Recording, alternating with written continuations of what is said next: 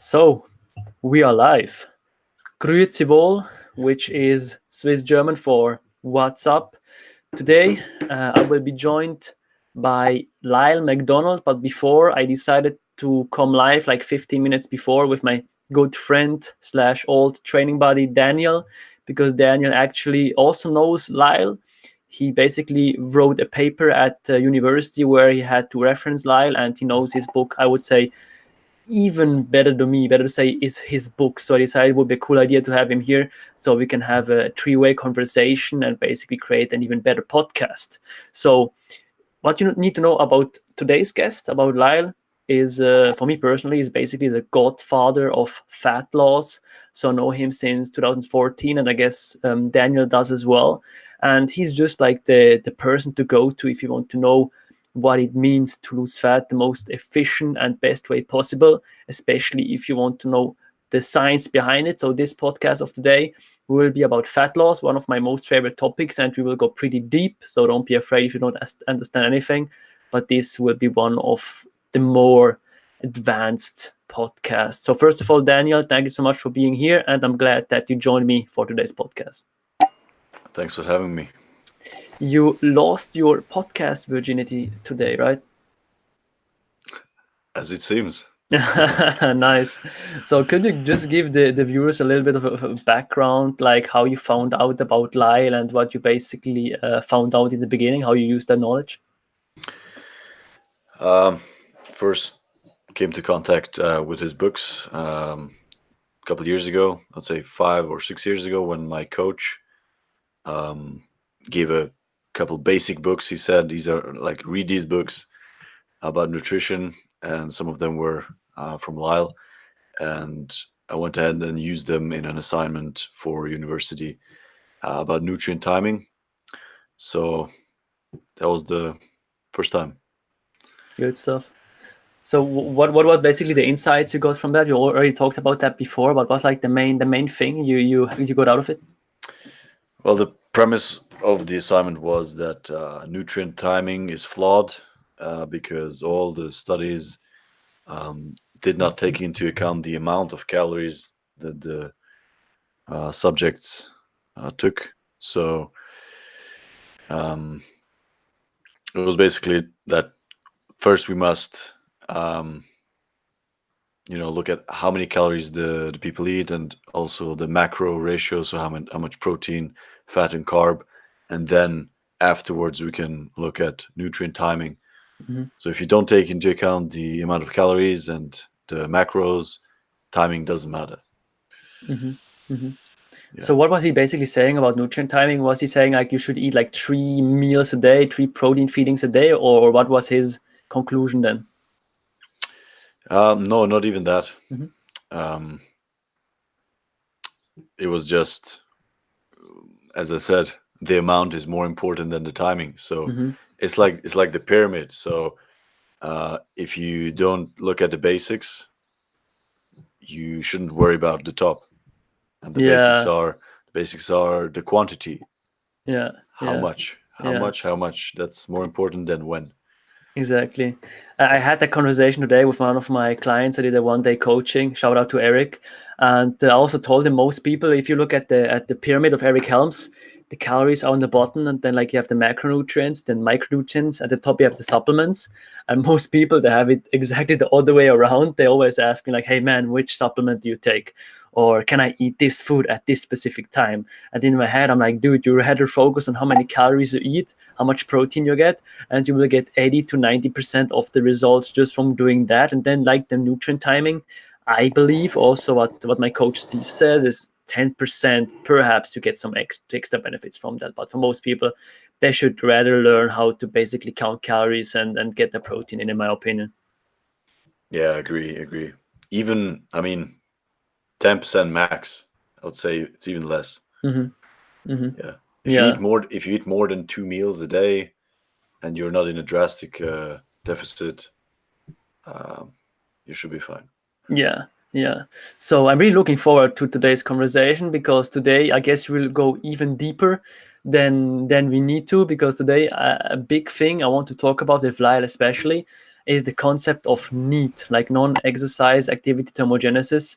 Because I believe most people, when they lose weight, they believe, okay, I just need to eat less, and then I check how much weight I'm losing on a weekly basis, and then I can just follow through with that for months, and I will just lose the same amount on a monthly basis. But actually, if you do that in real life, you will see pretty quickly that your weight will stall, you will hit a weight plateau. And today I'm pretty hyped to talk about how to basically break through that weight plateau. And the best thing to do that is actually to understand the topic of NEAT, and then to try to work against it.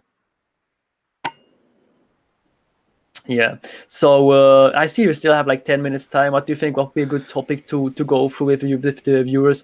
How do we know each other, by the way? I guess that's a thing. People sometimes ask me, like, when I have new co-hosts in my channel, how I'll choose my co-hosts or who they are. So basically, Daniel, we've met each other, I guess, 1.5 years ago in the gym. And how it is when you meet people at the gym. I like to meet people at the gym.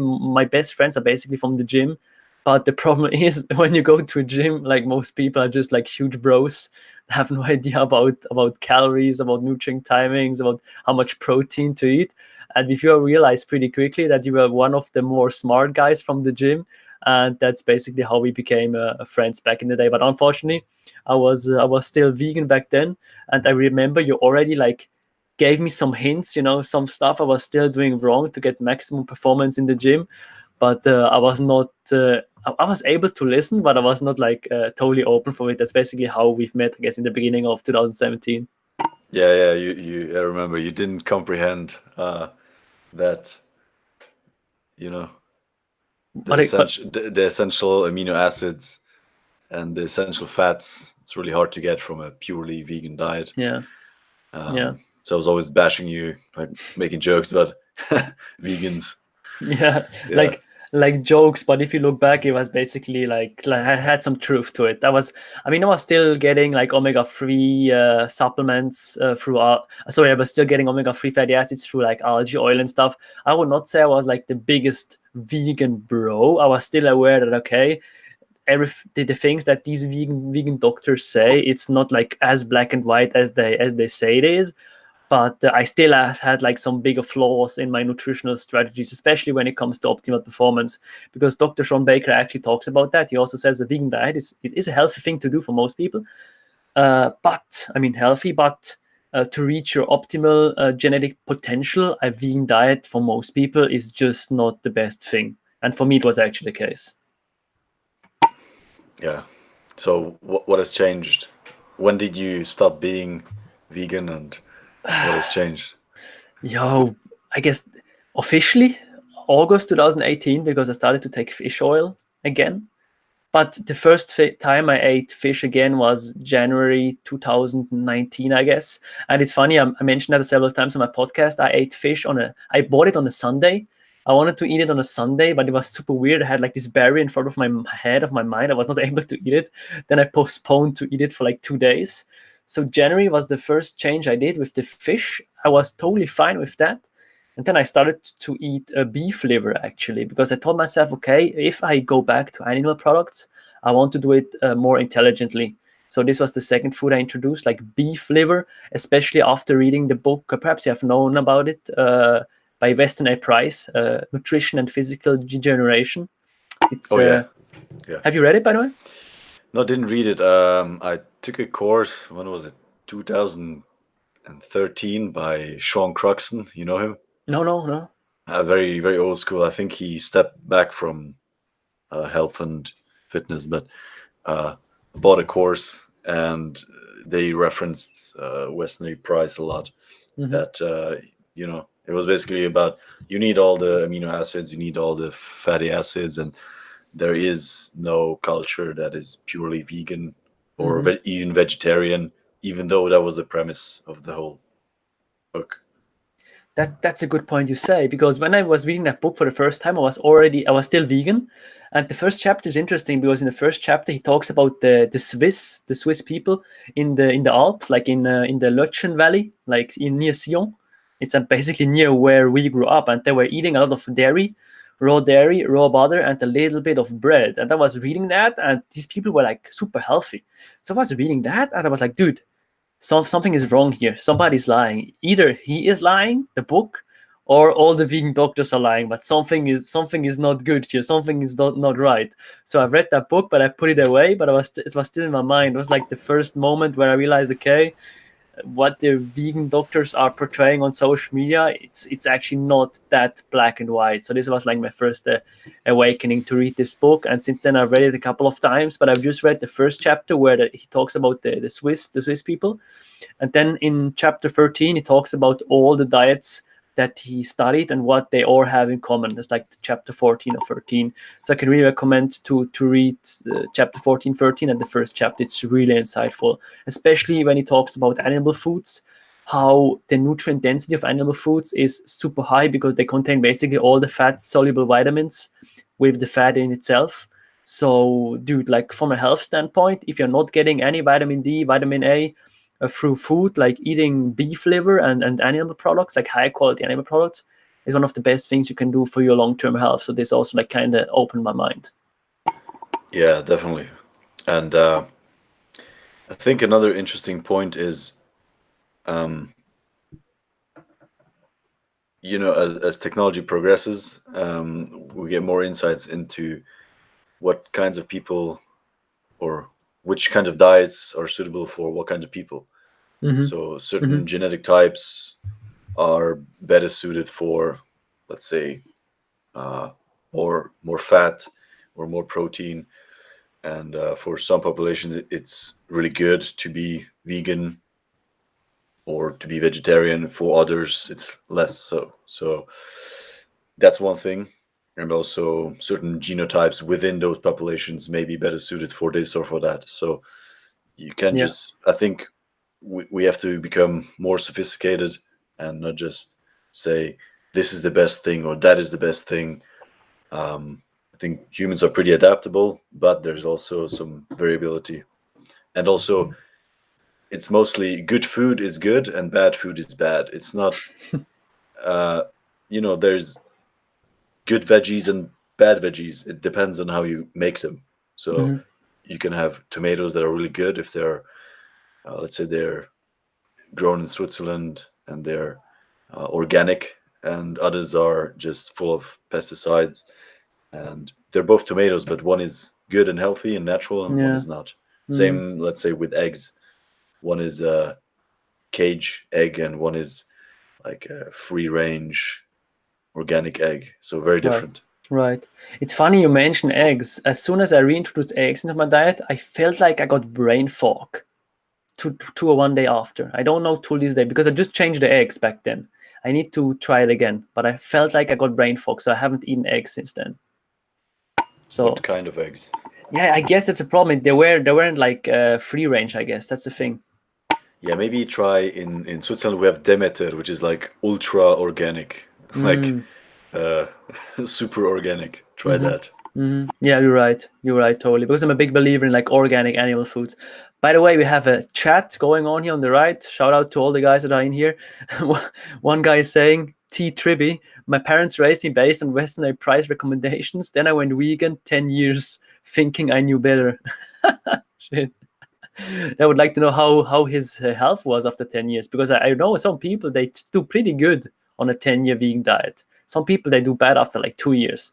So it would be interesting to know how he does. And then also I guess if you're on a vegan diet and you basically challenge yourself, like you go to the gym, you're trying to gain muscle, this is also a whole other ball game. Just to live and to cope on a vegan diet is another thing than thriving actually. Yeah, and also see that a lot of people, um, they say, "Oh, since I went vegan, everything is better because now I eat a lot of veggies and I I watch what I eat and stuff like that." Um, of course, you're gonna feel better because if you didn't do that before and now you're doing it, it's a big change. But Mm-hmm. you can also watch what you eat and eat a lot of veggies and still be an omnivore, and that will benefit you too. So just by watching what you eat and just by introducing more veggies, more raw food maybe, uh, that will benefit you regardless Mm-hmm. if you go full vegan or not. Yeah. Totally. And then also, again, if you look at your blood markers, most of your blood markers just will improve as soon as you lose body fat around your belly. So most people are a little bit overweight. and they focus on this and that food, but they realize they should improve their body weight to improve their blood markers. So, Lyle, do you hear us? Yes, I do. Awesome. By the way, thank you so much for taking the time. I really appreciate it. I just talked Absolutely. I just talked to Daniel before, and we were introducing you. I was introducing you as the godfather of like science-based fat loss. So to have you here for me personally, it's a huge pleasure. Well, great. Thank you for having me. Awesome. So basically, I have a co-host here today, Daniel. He referenced your work for one of his university papers. So I thought like it would be a good idea to have him here so we can have like a three-way conversation. Absolutely. So to start off with, I know your story personally, but just for the viewers, how did you become like interested in like the science of fat loss, and how did you become like the Lyle McDonald you are today?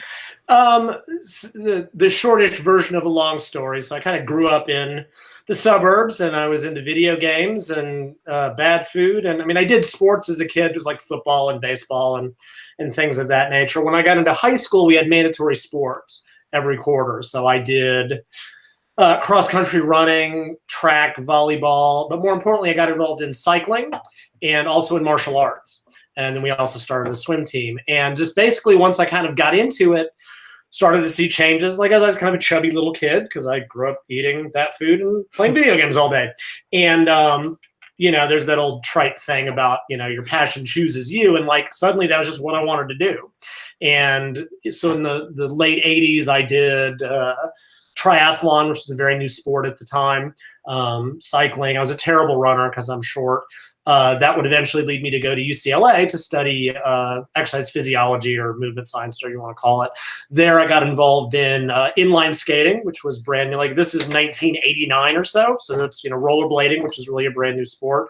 Got into competing, really loved it. And I mean, I'd been lifting since I was 15, and like everyone, I read the muscle magazines just like everybody else, and like looked for the secrets every month. And I just pestered my professors with questions, endless questions, and basically started to realize that, because I wanted to believe the ads, I wanted to believe the supplements, and they were like, this is garbage. And that led me down to the biomedical library to start reading the original research. And so in a very real way, it was me trying to fix myself, which is very typical, right? Like, psychiatrists are all nuts. And dietitians were usually overweight, and I was a chubby kid who wanted to be a better athlete than he was. So fat loss was always an obsession, and I was a good athlete, but never great. So I got very interested in the science of training, nutrition, supplements, performance. That led me out of college in 93, and that was when the internet was starting. Like, literally, I was 93. I was on AOL when they gave you 4 hours a month and you had modems. And I just, right place, right time. I got involved in early internet Usenet groups, which then became listservs, which became forums, which hung around for a while, which sort of eventually became Facebook. And I dare say, like, I was probably, this would have been 95, 96. I was fresh out of college. I knew everything. Well, I thought I knew everything, right? Like we all do. And I like to write. So I was really, I think, one of the first ones then to start really pushing the science, because bodybuilding and fitness, it was the same, bro science, tradition, clean eating, 6 meals a day. And I was like, actually, the research really says the opposite, right? It's just not there. And nobody was ready to listen. I got involved in, cyclical ketogenic diets in 96 with Duchenne's Body Opus. That led me to write my first book, The Ketogenic Diet. And it just kind of, websites suddenly liked what I had to say. They wanted to pay me to write articles. So cool. I mean, that was work for me. And I do think, like, I remember in the early 90s, some of the magazines were starting to look at some of the research on the topic, but really online, I probably was really one of the first guys to be sort of pushing evidence-based, science-based stuff. And really then nobody was ready to listen. I wrote my Glide to Flexible Dieting, I wrote in 2004, and nobody believed it. What do you mean you don't have to eat clean 6 meals a day, perfect, and you get into cut? No way. And now in 2019, that's all anybody talks about. And some people even give me credit. Some people have plagiarized my work. So it just kind of started there. I wrote my first book, and I guess that sort of, but honestly, I was just the right place at the right time. I was on the internet from when it started. And, you know, there are people who are really kind of the evidence-based practitioners now. They told me they were reading my books when they were in school. Right now, I'm like the old man in the industry because I'm almost 50 now, and I've been doing this for 25 years. So I sort of forced that idea or put that idea into it, and then that developed. And now we've got people with PhDs who are bodybuilders and powerlifters who are doing more applied research. And so you can either credit me or blame me for whatever's going on, depending on how you want to look at it. So, and here I am 14 some odd books later with maybe 4 more, and then I'll have nothing left to say. So you're going to write 4 more books, right? You said. Well, okay. I don't know if that's not there are 4 sort of different projects that I can see. You know, the woman's book, which I published last year, there's supposed to be a volume 2 coming on training. We'll see. The first book exhausted me. That was a 3.5-year project that really took it out of me. The idea of having to sit down and write another one that intensive is pretty exhausting. So that, you know, people have been pushing me to write like a training book for years, and I could, but there's just so much already out there. I don't know that I would have much new to contribute, but maybe. I'd actually started a project several years ago that sort of spun out into the women's book. And I just decided I needed to write a general book on fat loss, right? I'd written specific diets or flexible, you know, rapid fat loss and ultimate diet too and stuff like that, but just more of a general comprehensive tome. And it's about 95% written. It's about 400 pages and it's just on the back burner because it needs to be edited and it's too exhausting.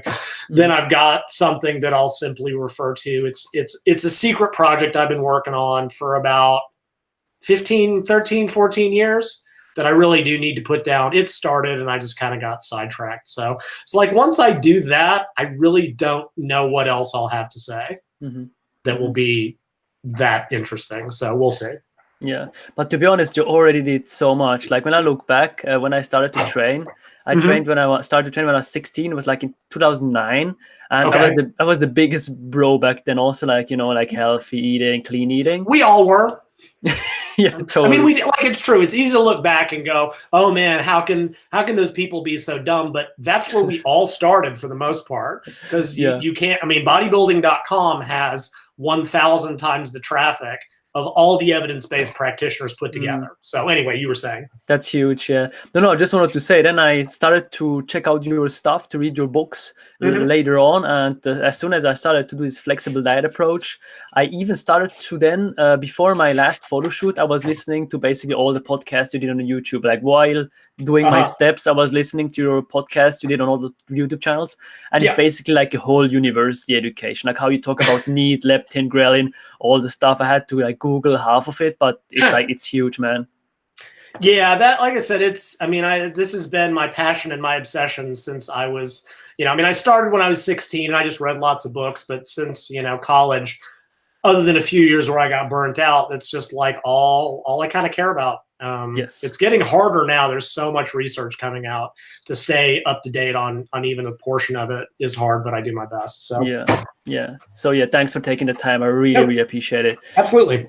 So to start off with, I want to talk briefly about fat loss, about the basics most people overlook, because I know for me, I knew about energy balance and physical activity level, but I never really knew about like NEAT and leptin and ghrelin. So if you could go into that, would be really nice.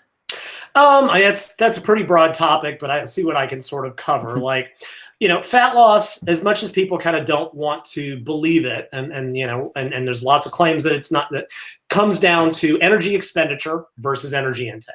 Like fundamentally, now don't mishear me, that's not all there is to it, right? Lately, I'm seeing this weird calories in versus calories out isn't all there is to it. Well, no, of course it's not. Nobody is saying that it is, but it is the single most important factor. Nothing else can make up for that, right? So calories in is from food, protein, carbohydrates, fat, alcohol, if you're consuming it, right? That brings, we describe it as bringing calories into the body. Technically, that's not true. It's super detailed and nobody cares. There's a couple, technically we are bringing nutrients into the body. Molecules of nutrients, when combusted, generate heat, and we call those calories. Calories are just a unit of measurement. Nobody cares about this. We talk about calories just as a shorthand. Anyway, so that's food in. right? And yes, protein, carbs, and fats are handled a little bit differently, and protein's role is mainly for tissue building, can be used for energy under certain condition. Carbohydrates and fats mainly for energy production. Like, yes, different nutrients do different things. Energy expenditure, calories out, right? We have resting metabolic rate or basal metabolic rate, number of calories you burn at rest, right? There's a minor difference. One is when you're asleep. The other one is sitting up. It's like 10%. Doesn't really matter in the big picture. The thermic effect of food, that's how many calories you burn from just digestion and absorption. We quick estimate that at 10%. So if you're eating 2,000 calories, it's about 200 calories a day. If you eat a lot of protein, it's a little bit higher, but it's never enormous, right? Thermic effect of activity, that's formal exercise, right? So going to the gym, cardio, weight training, like if you sort of go out of your way to do formal activity, that's TEA, thermic effect of activity. That can vary enormously.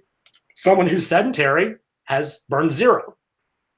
Extremely high-level athletes, like Tour de France guys on their longest days, may burn 6,000 calories on the bike, right? But they're riding for 6, 7, 8 hours. Most people who work out are not anywhere close to that, right?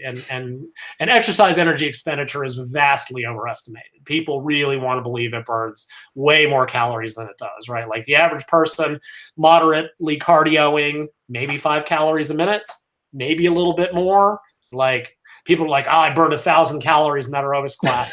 No, I'm sorry, but no, you didn't. You burned maybe 350, 400, but you would have burned 60 sitting around. So you really only burned like 300 above. Yeah. Like, unless you're capable of doing a tremendous amount of activity, exercise activity, energy expenditure just is not that high. Mm-hmm. And in a fat loss perspective, this has always been a problem.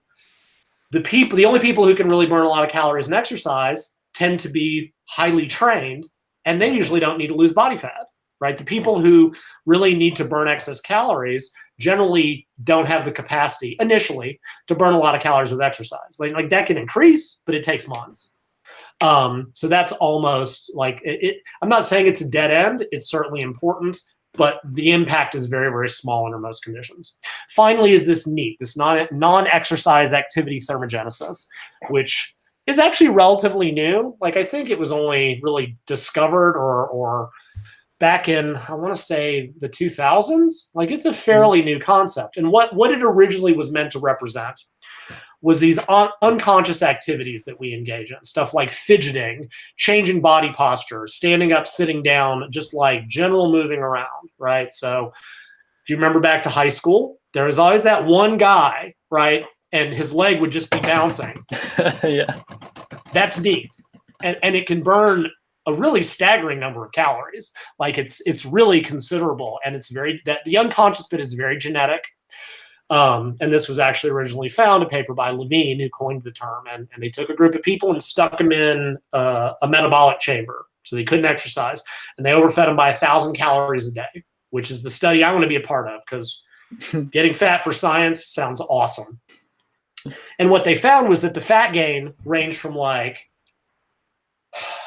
1 or 2 kilos to like 7 kilos. It was like 2 to 15 pounds. And what they found was that the people who gained less fat just started moving around all the time. Like they couldn't sit still. That's very genetic. Now, NEAT has since been expanded to include all daily activities that aren't formal exercise, right? So if you're walking around the house, that's neat. Gardening is neat. If you park far away from the place you're going to shop and walk, that's neat, right? It can include a lot of things, anything that's just not formal exercise. Now, this is really the big variation in energy expenditure for people, right? Like people like to, oh, my metabolism is broken, this, that, and the other. No, it's not. The difference is that NEAT can vary like 2,000 calories between any 2 people. Right. So if you work at a cubicle and you're a total couch potato and you drive everywhere, your NEAT is going to be very, very, very low. And if you're someone who works on their feet, you're a delivery person, you work labor, which, and there's a socioeconomic factor here. Typically the people who have lots of NEAT in the modern world realistically are poor because they are the ones who are having to do, like, I live in Austin. We have a lot of Hispanic day laborers who do construction, gardening. Their need is enormous because they're spending 8 hours a day in the heat moving around. The rest of us are sitting in front of a computer arguing on Facebook, which does not burn as many calories as you would think. So NEAT just can vary staggeringly. And when you hear about people who are like, oh, they can eat anything they want and not get fat and I can't, generally, like I said, it can be exercise if they're doing hours a day. It can be a lot of things, but usually if you look at just daily NEAT, and so that's just staggering, right? So that's energy expenditure. Then we got energy intake. To lose body mass, whether it's fat or muscle, energy expenditure has to exceed energy input over an extended period of time. And I'm being very specific in my language here. Short-term fluctuations don't mean anything, right? We can cycle couple of kilos of water, several pounds, day in sodium intake, food in the gut, eat a high fiber meal. Women throughout their menstrual cycle can swing, anywhere from a kilo to several kilos, depending on who they are and their diet. These little short-term fluctuations don't mean anything. I'm talking about over several weeks, several months. If there's an imbalance between energy expenditure and calorie intake, the body has to do one of two things. It either has to mobilize stored fuels, right? And that can be, initially, it's muscle carbohydrate. It can break down muscle if your protein intake is insufficient, but eventually it'll be fat stores. And so fat gets mobilized out of your fat cells, moves through the bloodstream, gets burned off for energy. Boom, you have burned fat. But this is a long-term effect. And same thing, fat, right? Fat gain does not happen. What happens? Oh, I ate a bunch of carbs and I gained 5 pounds. Well, it's not, it can't be fat. That would be, a 1 pound of fat contains about 3,500 calories. To gain 5 pounds of fat overnight would be a 15,000 calorie surplus. Now, some of those guys doing the 20,000 calorie challenges on YouTube, okay, maybe, but that's a whole separate thing. The average person, those daily fluctuations are water, food, etc. It's a long term. And various things, determine like what ratio of muscle to fat you lose. People carrying more body fat tend to lose more fat and less muscle. As you get leaner, muscle, since you have less fat to lose, it's harder to mobilize. You tend to lose more muscle proportionally. Proper resistance training is, like, from an exercise standpoint, the single biggest factor to stave that off. And going back to the exercise and weight, exercise doesn't tend to increase total weight loss. It can very much change the proportion of what you lose. So if you resistance train versus just diet, you might lose, both people, like one person lifts weights and the other person doesn't, and they both are on the same diet. They might lose an identical amount of weight, but this person may lose a couple pounds of muscle. Like they lose 5 pounds, 2.5 kilos-ish. This person might lose a kilo of muscle and 1.5 kilos of fat. This person might lose 0 kilos of muscle and lose 2.5 kilos of fat. So the proportion changes. Dietary protein is the other big factor. And so, like I said, calories in, calories out is not the entire picture. Yeah. It's just like the primary factor. We need sufficient protein intake. We need proper resistance training. Everything else, negotiable. Whether you do high carb, low fat, low carb, high fat, moderate, whatever, that comes down to things like food preferences. What are your own food triggers in terms of cravings? How much activity are you doing? What intensity of activity, right? Doing more activity at a higher intensity, you tend to do better with more carbs and less fat. If you're less activity or much lower intensity, you don't have a big carb intake requirement. People carrying a lot of body fat tend to be insulin resistant. They tend to do better with either lowered or very low carbohydrates. Initially, you can get into all kinds of things, differences in the reward system and taste buds, but the key factors are calorie deficit, sufficient protein intake, proper resistance training. Everything else depends. Right. Something I wanted to ask you in person is regarding NEAT. Is it like symmetrical? Basically, people that burn off a lot from this 1,000 calorie surplus, do they also adapt to a 1,000 calorie deficit, or? Actually, yeah, that's a good question, and I skipped something, right? So when I was talking about energy balance, I said if you are in a deficit, either the body pulls on stored fuels or it has to adapt, and we know that this is the case. When you diet and lose body fat or body weight, all 4 components of energy expenditure can and do adapt, right? So resting metabolic rate, Smaller body burns less calories. But there's also hormonal changes, that there's a larger drop in resting metabolic rate than would be predicted based on body weight, right? So let's say you lose 5 kilos, and the equations say your metabolic rate should go down by 100 a day, resting metabolic rate. And you measure it, and it goes down by 150. That extra 50 calories is the adaptive component. That's part of it's hormonal, thyroid hormone, nervous system output. Leptin is controlling all of this. There's a lot going on. Thermic effective food doesn't change that much. Like if you're eating less, by definition, it's lower, but it doesn't adapt as a percentage. During exercise, a smaller body burns less calories, right? You burn less calories weighing 150 than 170 or 650 or 50 versus 60 kilos. But there's also an adaptive component there. Muscles become more efficient. You can burn up to like 10% less calories than would be predicted for body weight.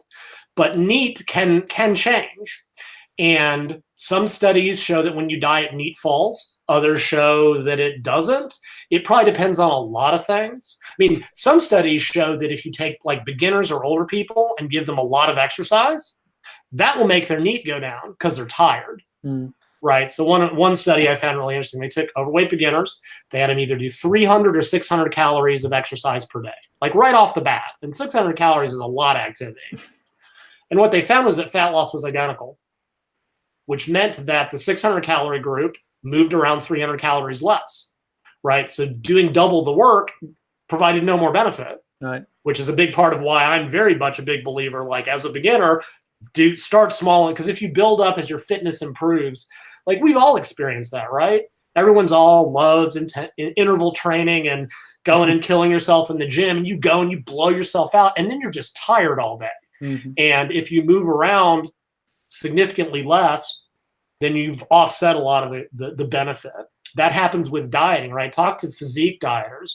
Man, they're exhausted all the time.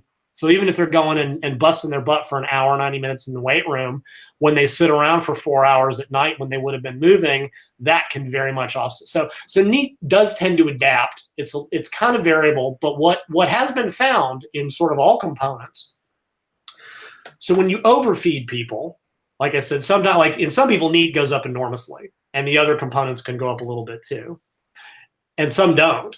Like in that study, like one of the subjects, a woman, of course, her NEAT went down, and I mean by that I mean there's a biology to this. I'm not saying women are lazy. There's a biology where women's bodies tend to be much more to conserve body fat.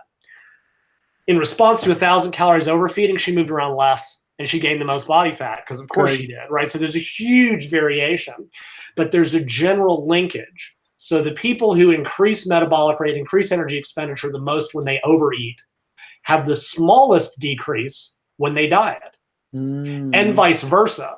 People who get the smallest increase when they overeat tend to get the biggest drop. And so researchers like this is the people who get the big increase and the small decrease. Those are your spendthrift people. They have the hardest time getting fat. But when they want to diet, it just melts off. The people that have an easy time, and this is hormonal, and they've shown similar things with like fasting and overfeeding. Like fasting, like if you dunk someone in cold water, their energy expenditure goes up because they shiver, and it's horrible. And there's a link there. The people who increase their energy expenditure the most to cold water show the smallest decrease with fasting and vice versa. So it's hormonal. It's probably like sympathetic nervous system, adrenaline, noradrenaline, or epinephrine, norepinephrine in all the other countries. Thyroid could be involved. Like I said, leptin, which I didn't get into, is a big controller of all of this, but there is a genetics to it. Some people objectively have a harder time losing than others. Some people see a bigger, even in research when they look at like the drop in any component of metabolic rate with dieting, it can vary like fivefold, right? Some people will get 100 calorie drop and the other people get 300 or 400. So if we put them both on the same diet, right? We take two people and put them on a 500 calorie deficit. One's energy expenditure goes down by 100. They have a 400 calorie daily deficit. They should lose about 2/3 of a pound of fat a week. If the other individual sees a 300 calorie drop, their deficit is 200 calories, only 1,400 calories a week. They're not even losing half a pound of fat. Identical diet, different people, different genetics, totally different results. And the people, like I said, who gain fat the easiest have the hardest time dieting, and vice versa. So people, and super, super, super tangent, people who have it easy don't understand people who have it hard. Yes. And in the same way, and this is sort of more of a training thing that I want to get off on this tangent, the average trainer or coach, well, athletes is a little bit different. The average personal trainer, it's like you or I. They got in the gym at 16, and that's just what we wanted to do. And they enjoyed exercise. They loved every minute of it. They liked and we forget that is not the majority of the clientele, because by and large, the people who want to hire a personal trainer, I know there's exceptions, but by and large, those people don't enjoy it. If they did, they probably, like I said, some will hire you for expert advice or program design. They typically don't hire you to oversee them 3 times a week because they don't need you to.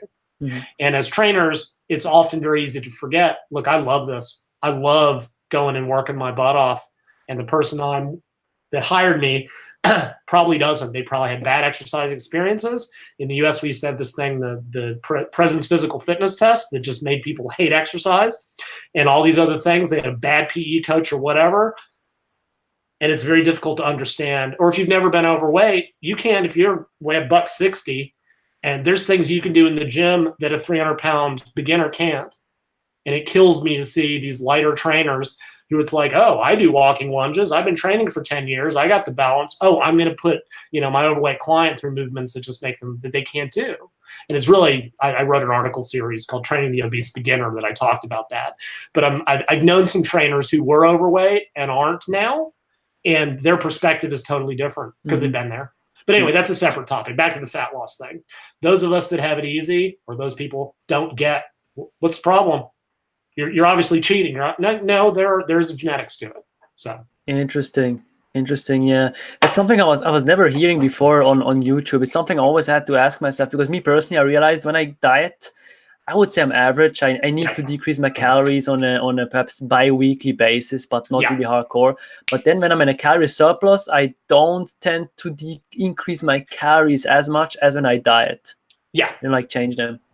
Yeah, and the system tends to be a little bit asymmetrical, and this gets into leptin, which I can talk about super briefly, because it when the leptin research data broke, this is 96, 97, and I really got into it in the early 2000s. It was the final puzzle piece that I've been looking for a lot of years, right? We had these observations. When you overfeed, one thing happens, but when you diet, all these adaptations occur. What's going on here? And it turns out that leptin is basically controlling this whole system. And so leptin is a hormone released predominantly from fat cells that does many things. It works all over the body, but it goes to the brain and it tells the brain 2 things: how much body fat you have in the long term, and how much you're eating in the very short term, and predominantly carbohydrates.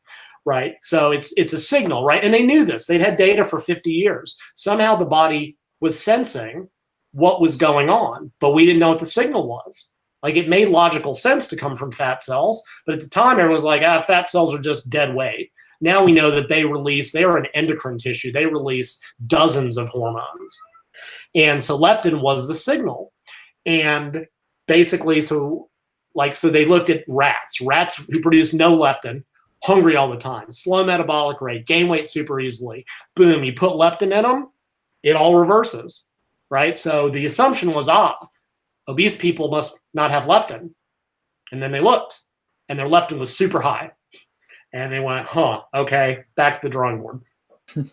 And what it turned out to be is, since they carried a lot of body fat, they were producing a lot of leptin, but the body had become resistant to it, right? If your listeners are familiar with insulin resistance, the body produces lots of insulin for various reasons. Tissues stop responding as well. So you have to so basically the signal is still worse. But anyway, so leptin, like I said, it sends a signal to the brain that tells it how much body fat and how much you're eating. So when we diet, right, in the first week or so, leptin will drop by about 50%. Now, we clearly have not lost 50% of our body fat, because that would be awesome. But already this is telling your body, okay, there's not enough food. And if there's chronically not enough food, your body thinks it's starving, because fundamentally dieting is just controlled starvation. When you get right, our bodies evolved or were created, whatever your cosmology is, to survive. And starvation was a very real survival issue. The more you can slow down metabolic rate, the more you can slow down the rate of fat and tissue loss, the more likely you are to survive. And leptin was the big player in this. Now, when they first found it, they thought, leptin is an anti-obesity hormone, right? Leptin tells the brain, you're getting fat. You shut it off, which led one researcher to quip. If leptin is an anti-obesity hormone, it must go down in history as the most ineffective hormone ever because it clearly is not working, right? And that's because that's not what leptin does. Because they tried injecting obese people with leptin and it caused a little bit of weight loss. It just didn't do anything because they're resistant. Leptin is an anti-starvation hormone, and that's a very key difference. Leptin going up when you overeat doesn't have a huge effect. Leptin going down when you diet has an enormous effect. And what they have shown, they've done a couple of cool studies where they would diet people to like 10% of their starting body weight. And they see the standard thyroid hormone is down, nervous system output is down, cortisol is up, all these hormonal changes, the metabolic rate is down, and fat loss is slowed. Then they injected them with enough leptin to take them back to pre-diet levels. Metabolic rate recovers, thyroid goes up, nervous system goes back up, fat loss continues. Using leptin to try to cause weight loss was the wrong way to go about it. Leptin should have been used to prevent weight, to keep a diet working, but that's not how people want diet drugs. And leptin interacts with all these other hormones, ghrelin from the stomach and all this. It doesn't, but it sort of controls the whole system, right? It controls how well your brain responds to fullness hormones, like ghrelin, like cholecystokinin, PYY, all the others that I'm not remembering right now. It controls, when leptin goes down, cortisol goes up. When leptin goes down, thyroid stimulating hormone goes down and thyroid levels go down. Leptin controls the reproductive axis. So when leptin goes down, luteinizing hormone and FSH, follicle stimulating hormone, go down. For men, that means lower testosterone. For women, that means menstrual cycle dysfunction.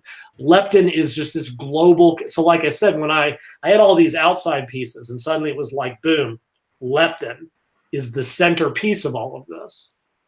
And that's where a lot of the refeed ideas and flexible dieting, because we know that in the same way that if you cut carbs for 3 days, leptin craters. Well, if you overeat carbs for 3 days, it comes back up. So the idea with that was by putting in those 2 or 3 day refeeds, you would be able to increase leptin again, which does work. Whether or not it reverses metabolic rate adaptations is a little bit bigger question. And there's less data on that. Mm-hmm.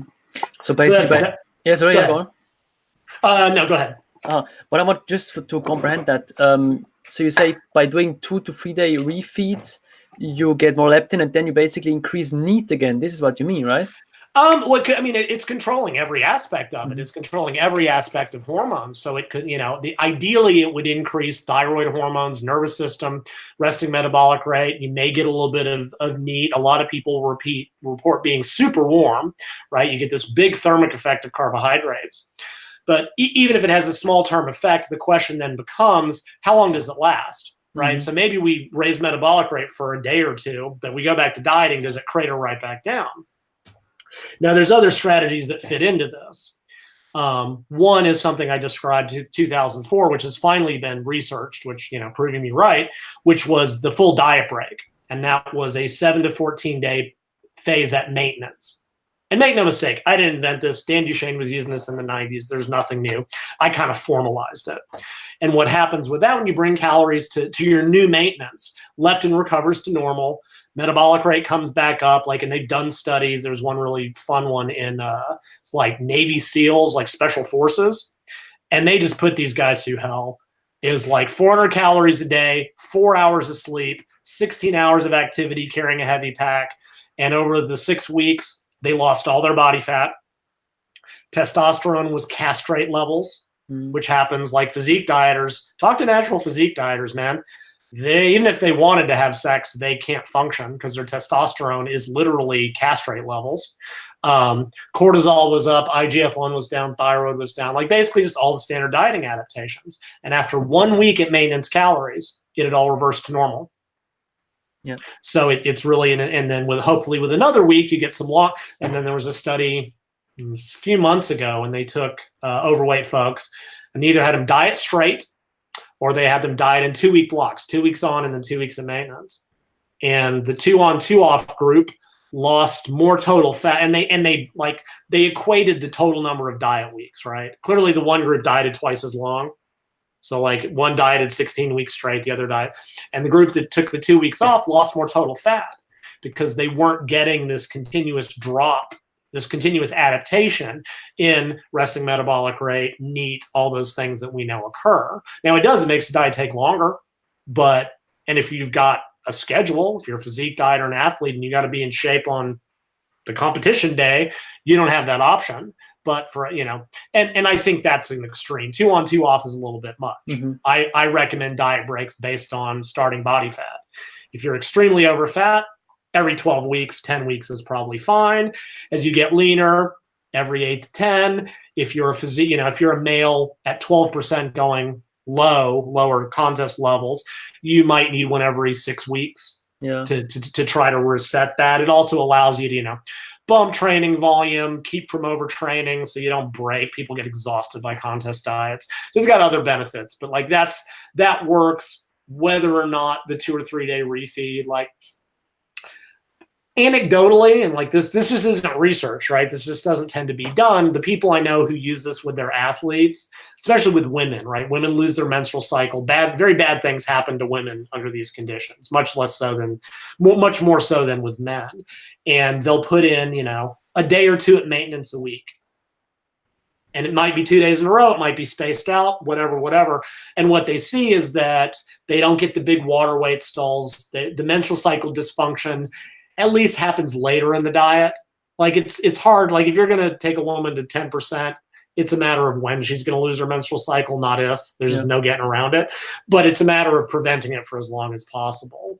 I think some of the new intermittent calorie restriction ideas that are coming through, where you only diet for a couple of days at a time and then eat normally in a couple of days. And it's funny because I saw another review talking about that data. Excuse me. No worries.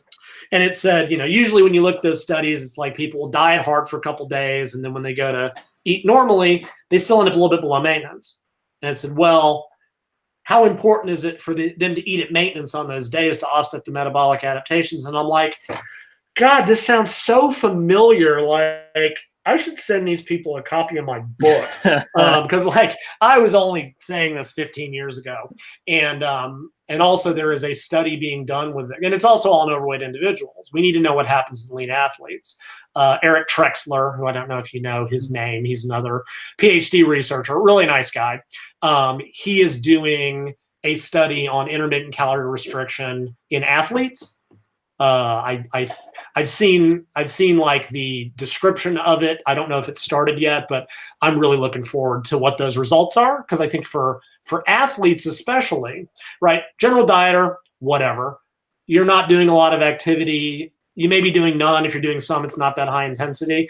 Where you put the maintenance days is a matter of convenience. But athletes have the additional issue when they're dieting, they have to maintain their performance while losing body fat. And that means finding a way to be in a deficit but still eat at maintenance sometimes. And those are so having bigger deficits on easy days and then eating at maintenance on heavy training days with intermittent calorie restriction or refeeds or whatever you want to call it is a way to deal with those conflicting problems of eating little enough to lose fat, but enough to support training and performance and not have that go down. So a lot of these strategies are kind of being researched a little more heavily now. And certainly there's some benefit to be had. I would note though, just before we move on, they're not for everybody.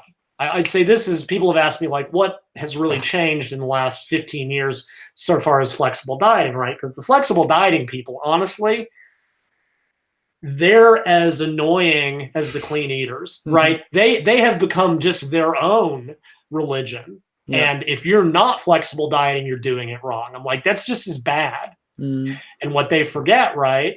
You did it. You ate bro style for years. I ate bro style for years. Assuming Dan, who I'm Eventually, we'll say something. Yeah. No worries. I'm just making fun of you. We all did that, right? Which means we have a really good idea of what calories are in foods. I measured stuff for years. Y'all did it too. When you come from that background, when you've been eating a certain way, it's very easy to go, okay, I'm just gonna have a couple Pop-Tarts or whatever whatever you're working into your diet. Mm-hmm. Telling the general person just starting, who's coming out of a decade or two or three whose taste buds have adapted, whose reward system has adapted, whose food control isn't there, that they should be doing this from day one may not be a good idea.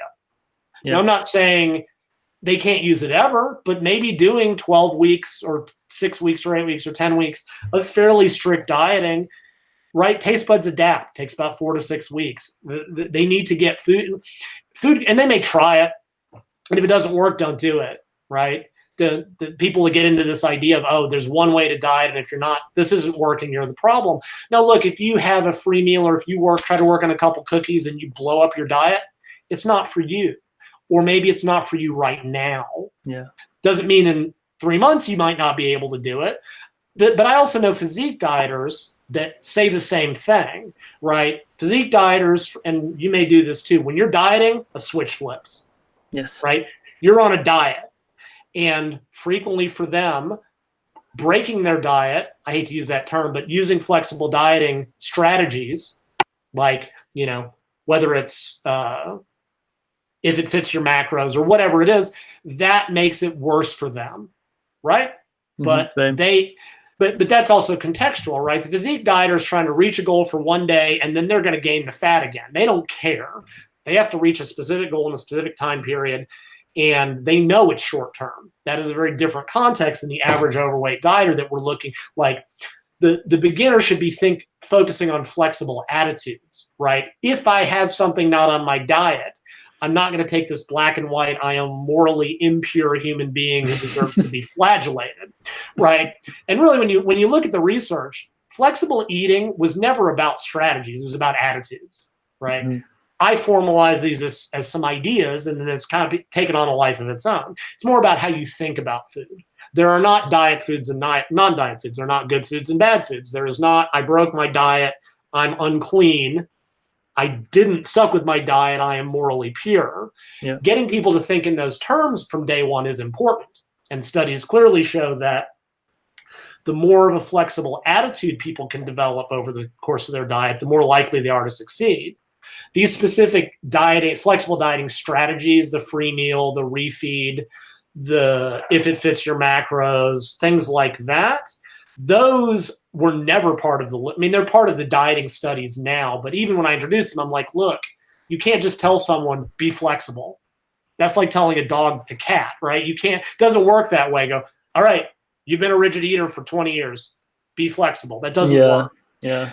When I propose these strategies, I'm like, these are controlled, flexible strategies. It is a way for you to start thinking in these terms and start incorporating this while still maintaining an element of control. Regardless, my point about this is that for some people, these are not good strategies, or they may not be good strategies early on. That gets into a whole separate thing about dieting as a learning process, learning what strategies are good for you, but I don't want to get off on that tangent. So flexible dieting, flexible attitudes, yes. The specific strategies, depends on the person. Yeah. If it throws you off your diet, try it another way. If it still throws you off your diet, just ditch it. You're not wrong for not doing it. It's not right for you. So yeah. So good. One thing I wanted to ask is, you mentioned the leptin and how it increases when you overfeed. Yes. And now you just mentioned that it just dieting strategies, and one strategy would be to have a very, very short eating window, let's say in the morning. That's the one meal a day. Yeah. So you would let's say eat 2,500 calories within 1 or 2 hours. Yeah. Which is like 3 or 4 meals. So you have within one sitting. So you would still have all your macros as always, but you're fully satiated, and then you would maybe train in the afternoons, and then after the training you don't eat and you just go straight to bed. How would you describe that? What happens with the leptin It's a really good question. I'm sorry. Let me finish your thought. Yeah, I was just gonna say I tried it a couple times, and even though I was in a bigger deficit of a couple hundred calories, because I would just eat 3 meals at a time and then make a massive shake and drink that as well. Yeah. So I was really feeling full and satiated for the whole day. Okay. I was feeling very strong in the gym, and after the gym, I kind of was able to wind down more easily. So I wasn't as hot at night. So I was able to sleep quality was way better. Okay. And even the next morning, I was not hungry. So this way, I was asking, something happens with the hormones and satiation and so on. Yeah, and that's a really good question, and I don't know that I have a really good answer to this. I seem to vaguely recall something, because the issue is for the listeners, like, I think the question you're asking is, okay, is there a difference in like leptin and ghrelin and these hormonal dynamics for eating 2,500 calories across 4 meals versus 2,500 calories in one and then fasting the rest of the day? And I'll be honest, I don't know for sure. I'm trying to remember if I've ever seen that looked at. It's been a while since I looked at all that data. I vaguely recall a paper that maybe a lower meal frequency was worse, but I don't know that it matters, simply because we're looking really at long-term effects, right? This is another thing. This is another bro science idea that I was happy to just completely dismiss early on, right? So what were we all told? If you skip breakfast, you go into fat storing mode, right? This has been floating around. If you don't eat every 3 hours, you go into starvation mode. This is ridiculous. Where that data came from was animals, right? Rats and mice, that's absolutely true. But what people don't realize is, right, mice live like 2 years. Rats live like 7, right? 1 meal for a mouse is like 1 day for a human. 1 day for a rat is like 7 days for a human. It doesn't scale quite like that. Yeah. Like, I mean, I don't know why if a hummingbird misses a meal, it'll die. There are animals that literally, their metabolic rate is so fast, if they miss a meal, they die. I don't know why we didn't jump on this. Humans don't operate that way. And part of it is because we have such a large body fat store. Like, even the leanest athlete has kilos of body fat stored. It's never limiting. And and most animals don't. Mice don't store a lot of body fat. Hummingbirds have 0. They have no stored fuel to rely on. And their systems adapt much faster. Humans, it takes you can eat nothing for 4 days. And your metabolic rate may go up by about 5%, right? Not only does it not go down, it goes up because your body is getting this big hormonal response to try to mobilize fuel. And after that, and if you look at the way leptin works and think about it kind of in an evolutionary sense, right? So let's say you're paleo man out on the tundra. You have a bad day, you don't have any food, right? If your body adapted after 1 day, that would be very, very, for all it knows, I hate to use that word, there may be food tomorrow. There may be food the next day, right? 1 day is just not that relevant in a human lifespan when we live for 75 years or whatever, even 30 years. Now, if there's no food for 2 days, okay, no food for 3 days, right? Now we're probably looking at a problem with food availability. And studies have even shown this. This is why I hate these 1 day studies. We had people exercise for 1 day and hunger didn't go up. Ergo, I'm sorry, but 1 day doesn't mean anything for humans. You can diet for a day and not get hungry either. Mentally, you'll get hungry just because you don't get to eat it enough. And what they show is that, all right, you put somebody on a diet, they don't start reporting greater hunger for like 4 days. Metabolic rate doesn't start going down for like 4 days. So there's a lag time, which makes logical sense. Even though leptin's dropping, the brain may not respond to it immediately. And this is also the logic of how long does calorie overfeeding have to last, right? I can eat carbs for 5 hours and leptin will go up. Does that tell the brain that there's food available? Probably not. And my gut, after so many years of looking at it and a little bit of data on women, probably not. 2 days is probably the minimum, although it depends on a lot of factors. So to get to your question, even if leptin drops a little bit more over that day, I don't know that it matters, because what I would expect, right? Is every time you're eating and carbs go up and insulin drives leptin production, all this other stuff. Like you might have a little bit higher like average leptin if you eat 4 meals a day. I might predict that one big meal spikes leptin a little bit higher. I bet the average over 24 hours is about the same. But irrespective of that, since we're looking at a 3 to 4 day span. What would be interesting to really know, like, all right, so we're here and you just straight diet and leptin will just do this.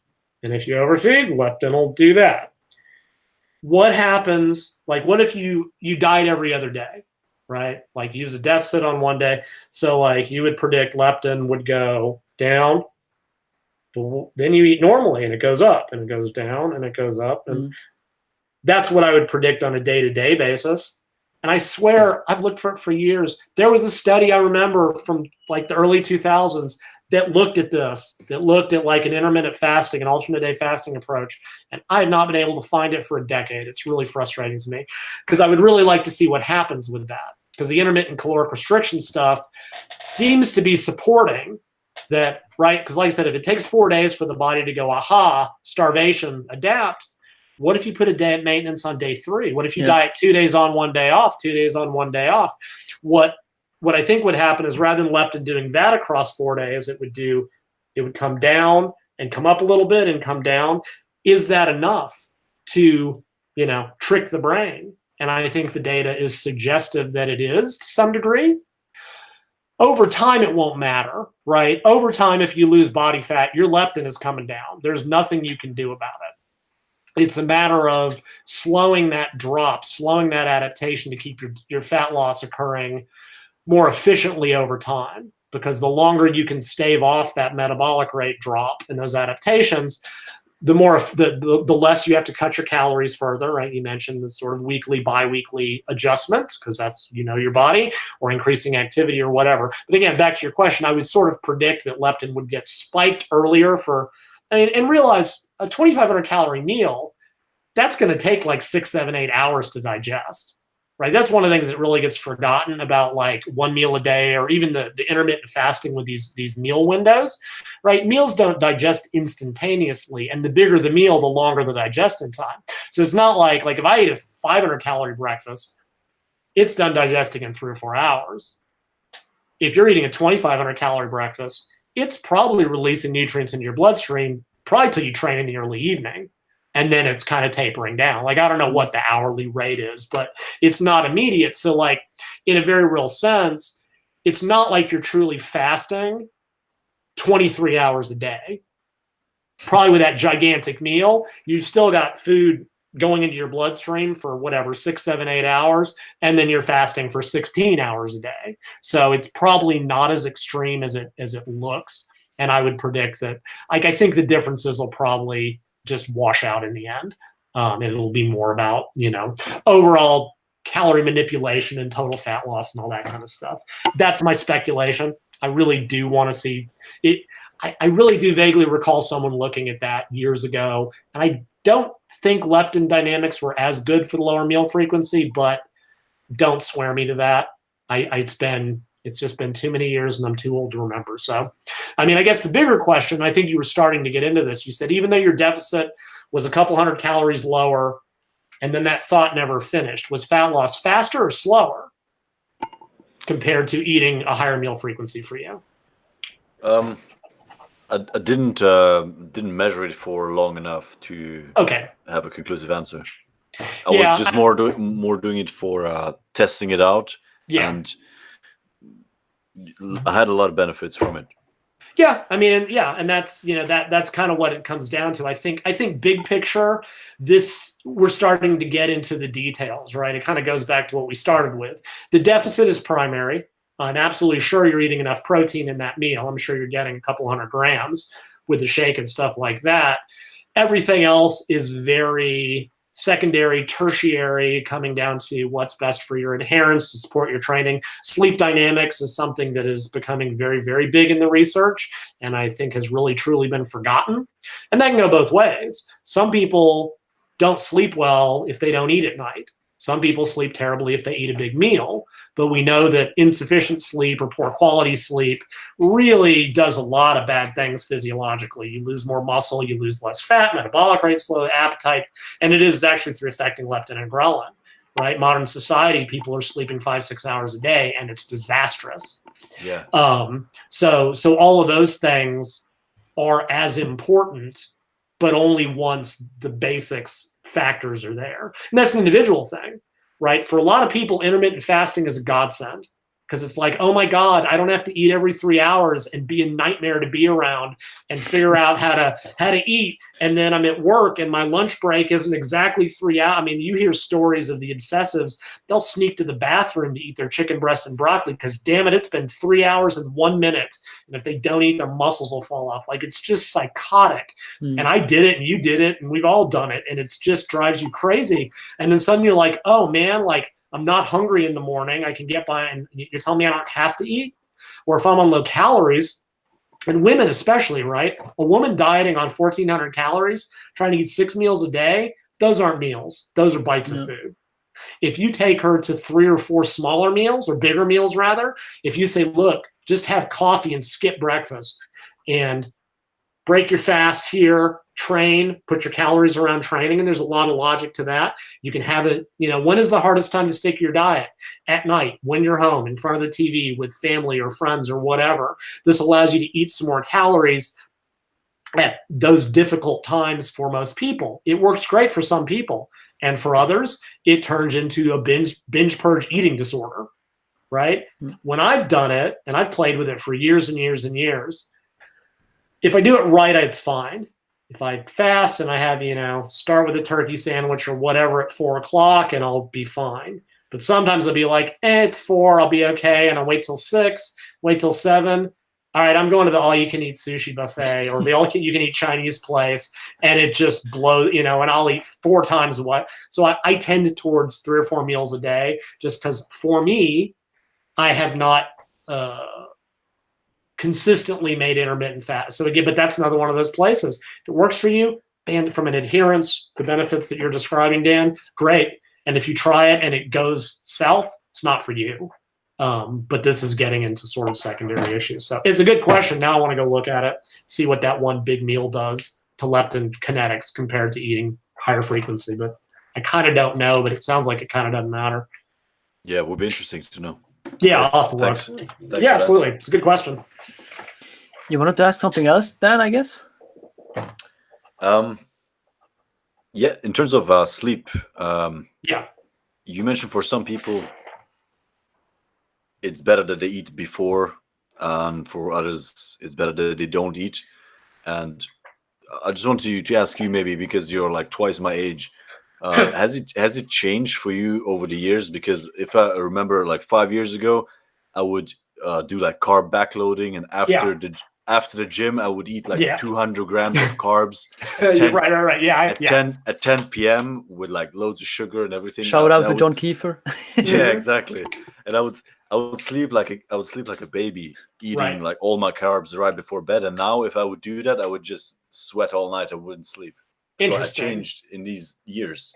Right? Yeah, I'll be honest. I'm not, like, the sleep thing. I'm not really a sleep expert, and I'm aware of the data. I don't know that if I've paid much systematic attention to it as I've gotten older, but we know that all those systems change. Like what it sounds to me, and like kind of the argument that you get in, or the both sides of the thing, right? On the one hand, carbs tend to push serotonin in the brain, and serotonin is kind of a sleepy chemical. And that's where that, when you're hungry, you tend to have, a little bit more sympathetic activity, a little bit more energized. If you eat a big protein meal before dinner, that can certainly keep people awake because protein has a different hormonal effect. Then again, we know that slow-acting protein at bedtime might help with recovery long term. I would say for most people, a mix. So some people, it could just be going to bed hungry is more than anything hormonal or biological. But it sounds to me like you went from like getting a big serotonin push, which was putting you to sleep, to whatever, some big thermic effect that was just making you warm. What I might ask is, as you've gotten, are you leaner now than you were when you were younger?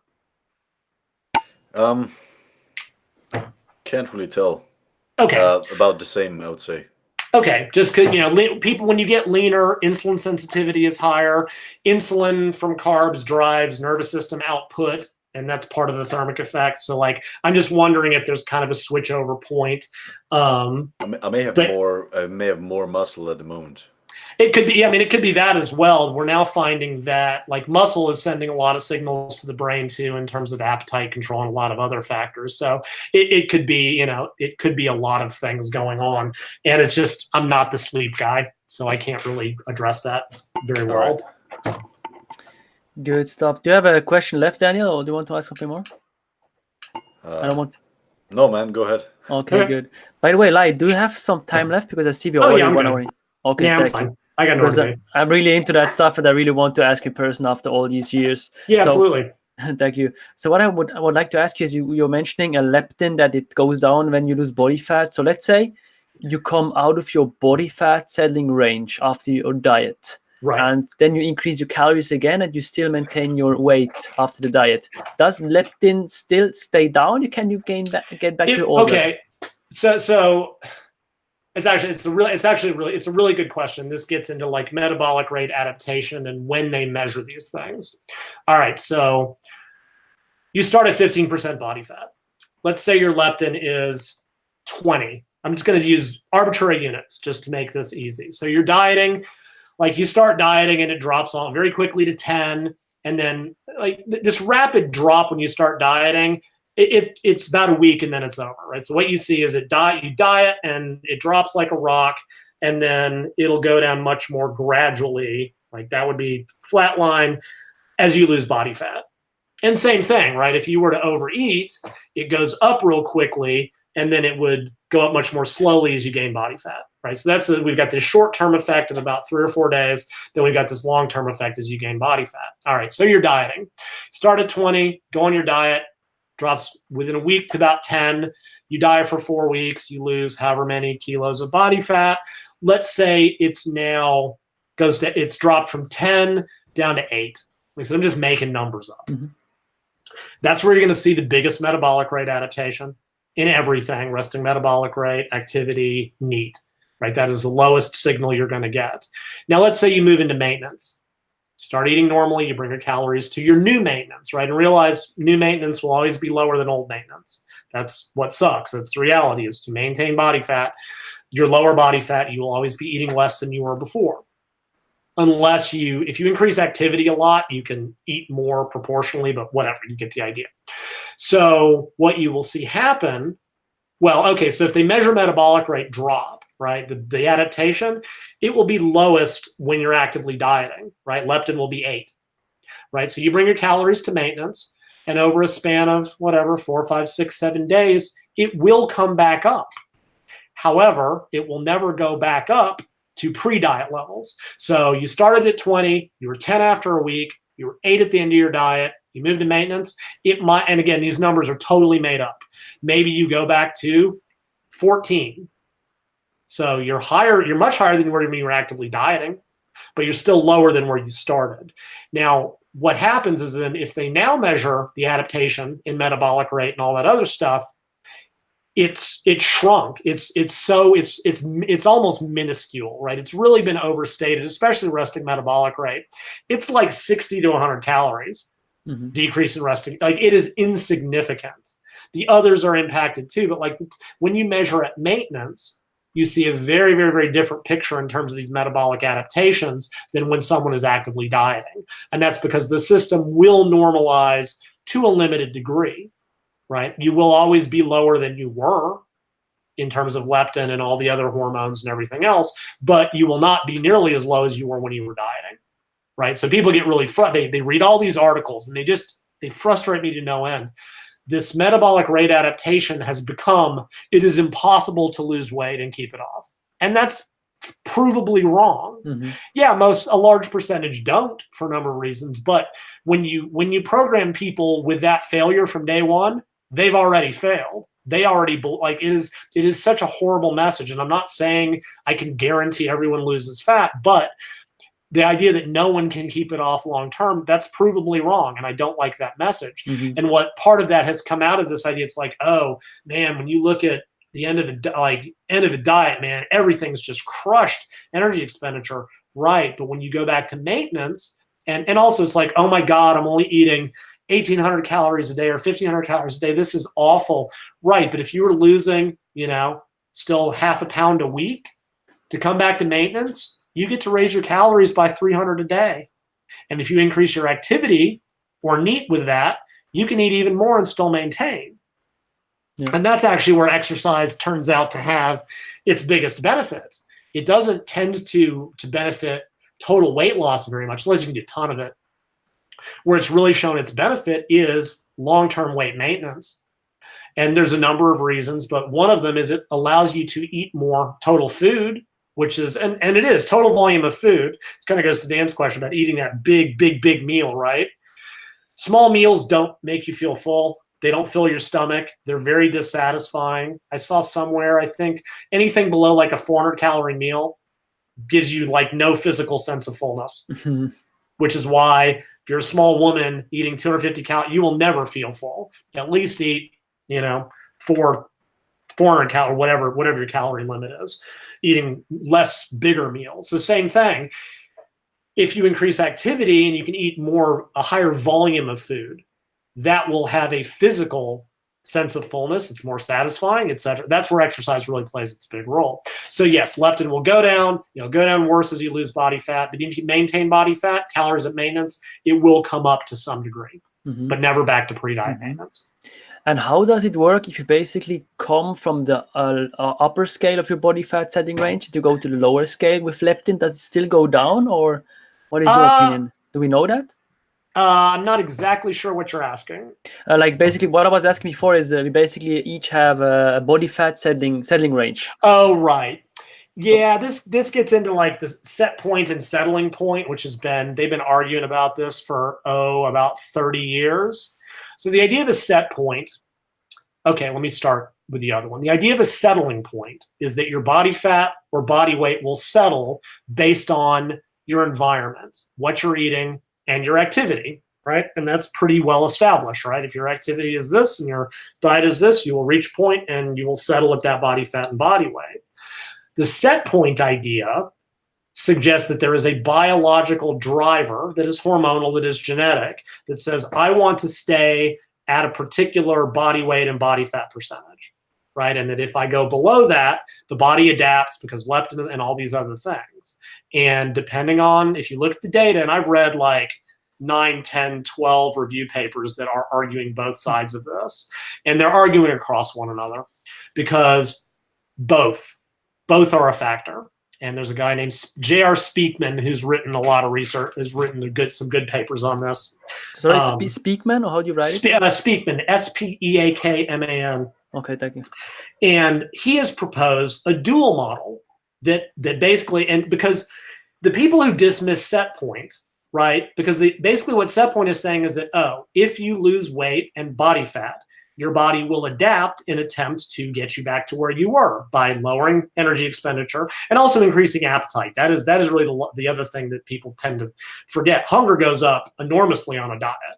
And some people even think that the increase in appetite is more important than the decrease in energy. It doesn't matter. So if you're going to say that there's no such thing as a set point, then you have to explain basically 5 decades of data showing that in all animal models and in humans, there is a metabolic rate adaptation, right? There has to be. We know that this is as proved as anything in science is. There's like literal, but there are studies where they don't see that. And what you tend to see, and so people go, aha, we've got contrary studies. You can find a study to prove anything. Whatever, that's nonsense. And it's like, no, we need to consider who they're looking at. Because without getting really into the weeds with leptin, they think that there's a level of leptin above which the brain stops responding. Basically, there's a transporter, it's a bunch of technical stuff that nobody listening to this cares about.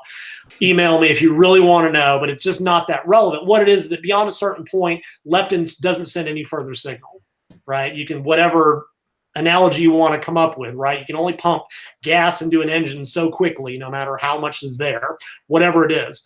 And that level is thought to be like 25 nanograms per deciliter or something like that. And don't confuse those with my made up numbers from before, right? So you look at obese individuals and their leptin is like 50, right? So they've got 25 unused amounts of leptin that is not sending any signal. Now you diet them, they go from 50 to 40, and you look and go, there's no metabolic rate adaptation. Of course there's not. The brain hasn't sensed any. To the brain, there is still a maximal signal. You diet them a little bit further, they're at 30. There's still no metabolic adaptation because the brain, now you keep them going. They've done these, like, if you look at the research on this, because I've sat there and analyzed the numbers, it's like, oh, they started here. They didn't see the metabolic rate adaptation till here, and that's when leptin dropped below the threshold level. Because until leptin gets below 25, the brain is not, because you've got so much body fat, it doesn't matter, right? You are not starving to death. Now, if you look at somebody who's lean, somebody who's a woman who's at 22% or a man at 14% body fat, you will see those adaptations almost instantaneously. And somewhere in the middle ground, there's like at 10% body fat, men have zero detectable leptin in their bloodstream. Zero, right? Because you are starving yourself. Physique dieting is starving yourself to death for sport, whatever, whole separate issue. So you get into these arguments, and so Speakman, I believe, has proposed this dual model that says within a range of weight or fat loss that I want to say is about 5 kilos either direction. Don't swear me to that. I haven't read these papers in a while. But he's like, okay, if you're gaining or losing weight within this range, there's probably no major this is settling point. However, once you get below that point, that's when the adaptations start and set points start and your body starts fighting back. They're not mutually exclusive models, right? We know that most people will vary a few pounds, not even day to day, but over a year, they'll gain a few around the holidays and hopefully they'll lose them when it's not Christmas, Halloween, Thanksgiving, all the big food holidays in the US cluster together. And, that'll have, and they'll within a range, they'll stay pretty consistent, and it typically sort of gradually trends up with age. But in the short term, most people's weight is pretty stable. Yeah. But once you get outside that range, when you are actively dieting, and in premise actively overeating, but the system just doesn't work very well at the high end, or if it does, it is overwhelmed by our environment, right? We are surrounded by cheap, tasty, high-calorie foods. Even if your body said stop eating, when you go by the cookie shop, you want a cookie. I don't care. I mean, we've gotten there. Like, Dan, you seem like a pretty big dude, right? I've bulked myself up way too big. You get to a point where you don't want to eat anymore, right? You get to a point that it's just like, whew, can't do it, man. I'm on 4,000 calories a day, and oh my God, I cannot physically eat anymore. But that happens pretty high up there. But for most people, dessert will do it. Go to dinner, eat a big meal of whatever, chicken and broccoli and this and that and the other, and you'll just be like, God, I'm full. And somebody goes, you want some cake? Yeah. We call that the dessert stomach, right? You've got that separate part of your stomach where dessert goes. Somehow, when offered cake, you can find the room that you wouldn't find for more chicken breast. So anyway, so we've got the settling point, which is in some fairly small range, which is environmental. But once you get outside that, and where you get outside that depends on initial body fat percentage. Like I said, at 50% body fat, you got fat. I mean, seriously, someone who's 150 kilos, 200 kilos at 50% body fat, 100 kilos of body fat, right? 225 pounds for anybody in America land that's listening to this, right? They've got enough fat to survive for years, right? There's actually a famous study where you've probably seen it, where they had an obese man literally eat nothing for like 348 days or something crazy like that. Yeah. All he got was vitamins and minerals and water. And he lost weight. He ended up at like 160. I don't know what happened after that. But when you've got that much body fat stored, you don't lose a lot of muscle. You've got energy for days. So there's no reason for the body to adapt. When you're at the low end, the body will adapt very, very quickly. And when you're in the middle, it's kind of halfway. And so when you see these arguments, it's like, well, who are you looking at? In the extremely obese, there's not much of an adaptation. In the lean, there's an enormous instantaneous adaptation.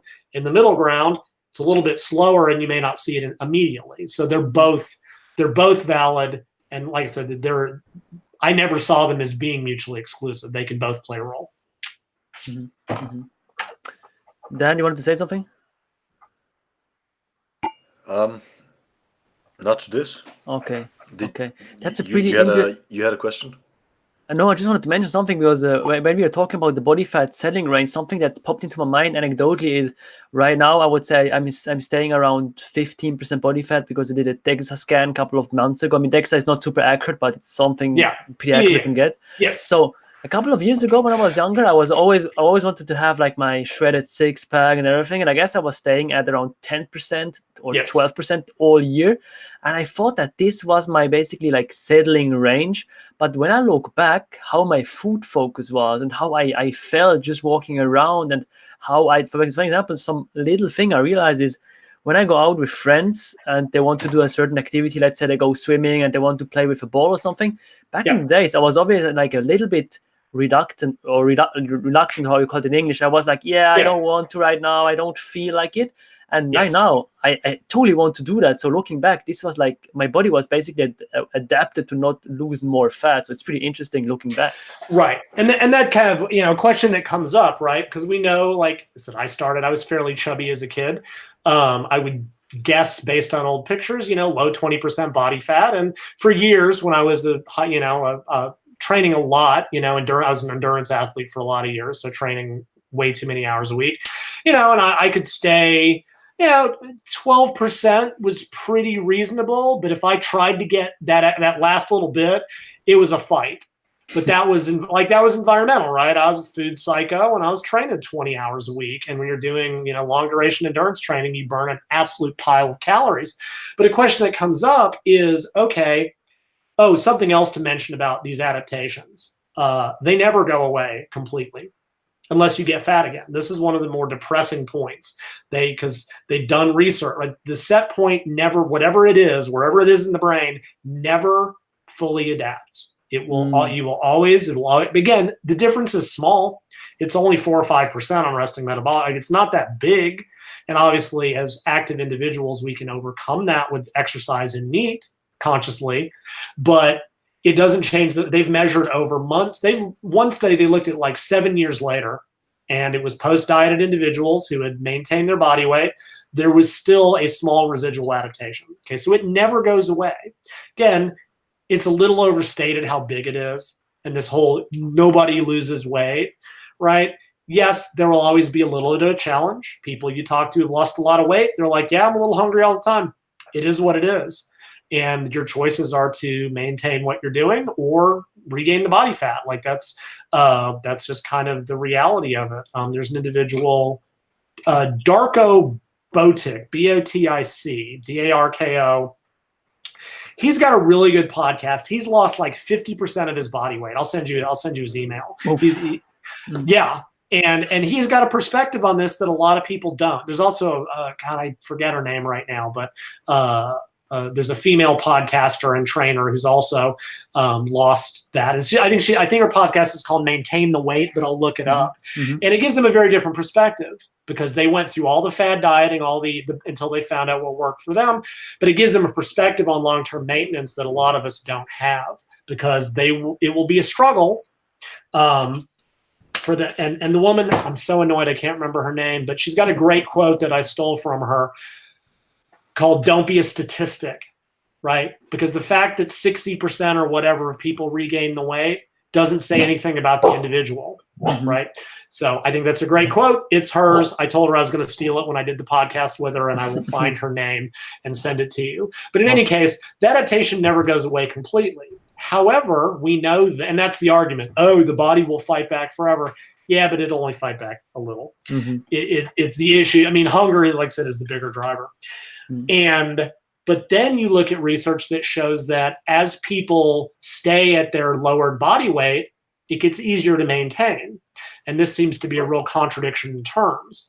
And I think the reason is that it's clearly habits, right? Even at my worst, even when I'm paying not much attention to my food. I'm always paying a little attention to my food, right? Yeah. It comes out of 10 years of rigid. There's never a time where, like, there are times where I consciously don't care. There are times when I go to the buffet, I promise you, I know exactly what I'm eating. I choose not to care, but I know. Yeah. And I'll usually compensate on other days subconsciously or whatever. I'm always paying a little attention to it. Always paying, so even like if I wasn't trying that hard, I would probably stay 14, 15%. To get to 12, like you said, I would have to clamp down a little bit. And to get leaner than that, I would have to really go at it, like watch everything or do my own ultimate diet too or whatever. And so you get to a point, I think, where your activity habits become consistent enough, your general food, like, yeah, you have fluctuations, but you also know that, I've been a little loose for a couple of weeks. I'll clamp, I know what to do or whatever your strategy is. So yeah, so, your body has kind of settled at this point at about 14, 15%. Where it's not fighting back to, and you can lose within a range and be fine. But to stay at 10%, you have to really, really fight the system. And that's pretty much that you've just defined that both are relevant. There's actually some interesting research in males. Back in the day, right, the bodybuilders are always like, yeah, you gain muscle best at about 12 to 15%. And when I was younger and much dumber, now I'm only a little bit dumb. I was like, that's just an excuse to be fat. Yeah. And then the leptin data came out, and I was like, they're right, because that's about the place for men that your hormones will probably be about optimized, much leaner, and your hormones aren't, trying to gain muscle and stay at 10% body fat, unless you're genetically at 10% body fat or on drugs, just doesn't work. Mm-hmm. Guys try to do it. Their muscle gain is pitiful. A woman at 16% trying to gain, she can't do it. She has to control her food to such a point she will not gain significant muscle. Take her up to 22, 23, which is about the female equivalent of 15. Suddenly everything, like, that's the sweet spot. And there's an interesting paper I came across once that biologically, if you show women pictures, like, this is kind of the dad bod thing that everybody got so freaked out about the other year, right? Women's, their primary, if you show women pictures of men at different body fat percentages, right in that 12 to 15% is about their ideal. And that's where you see men's hormones are best. Their immune system function is optimized. When you get lean, your immune system craps out. If you get too fat, your immune system that's that sweet spot. So for people that are generally active and generally food attentive to some degree, like, that's kind of, and that's average. Average body fat for men was 12 to 17. It's changed in the modern world because our environment is so screwed. Yeah. And is promoting such food over intake and inactivity. But yeah, like, that's kind of a biological sort of sweet spot for men, and hormonally and biologically, it all makes perfect sense. So what you're saying ties in with that completely. I mean, that's a good point, because I realized also for myself, when I'm like at estimated 10% body fat, then I go into a calorie surplus. I basically just gain fat till I am at the healthy range for myself. And then the muscle gain thing to happen. Yeah. That's pretty much. Trexler actually did a really good research project on this, because what's interesting in research, like, for years they just ignored physique athletes because who cared, by and large. But now we've got guys that are physique competitors and researchers, and I think Eric Helms probably wrote the first really major paper on this, an evidence-based approach to physique competition, and that's really kicked off a lot of research. Anyway, there's this idea among physique competitors that, oh man, after a diet, it's just this anabolic rebound. You're so anabolic. No, you're not. Every system in your body is trying to put on body fat. Every single one across the board. What they're seeing is this huge increase in glycogen and water, right? When you're dieted down, you're flat and stringy, and you look great under the lights, and you look terrible in front of the mirror. And what they're seeing is this super immediate increase, and they may regain a little bit of muscle. And after that, and what he showed, he measured physique competitors, like, at week 1 and week 3 and week 6. In the first week, they regained like 5 kilos of lean body mass, but it was water and carbohydrate, because of course it is. Because they just carb depleted, and they're 10 pounds down of water. And then over the next 4 or 5 weeks, it was like 100% body fat. So because of course it is. What's that? After a competition,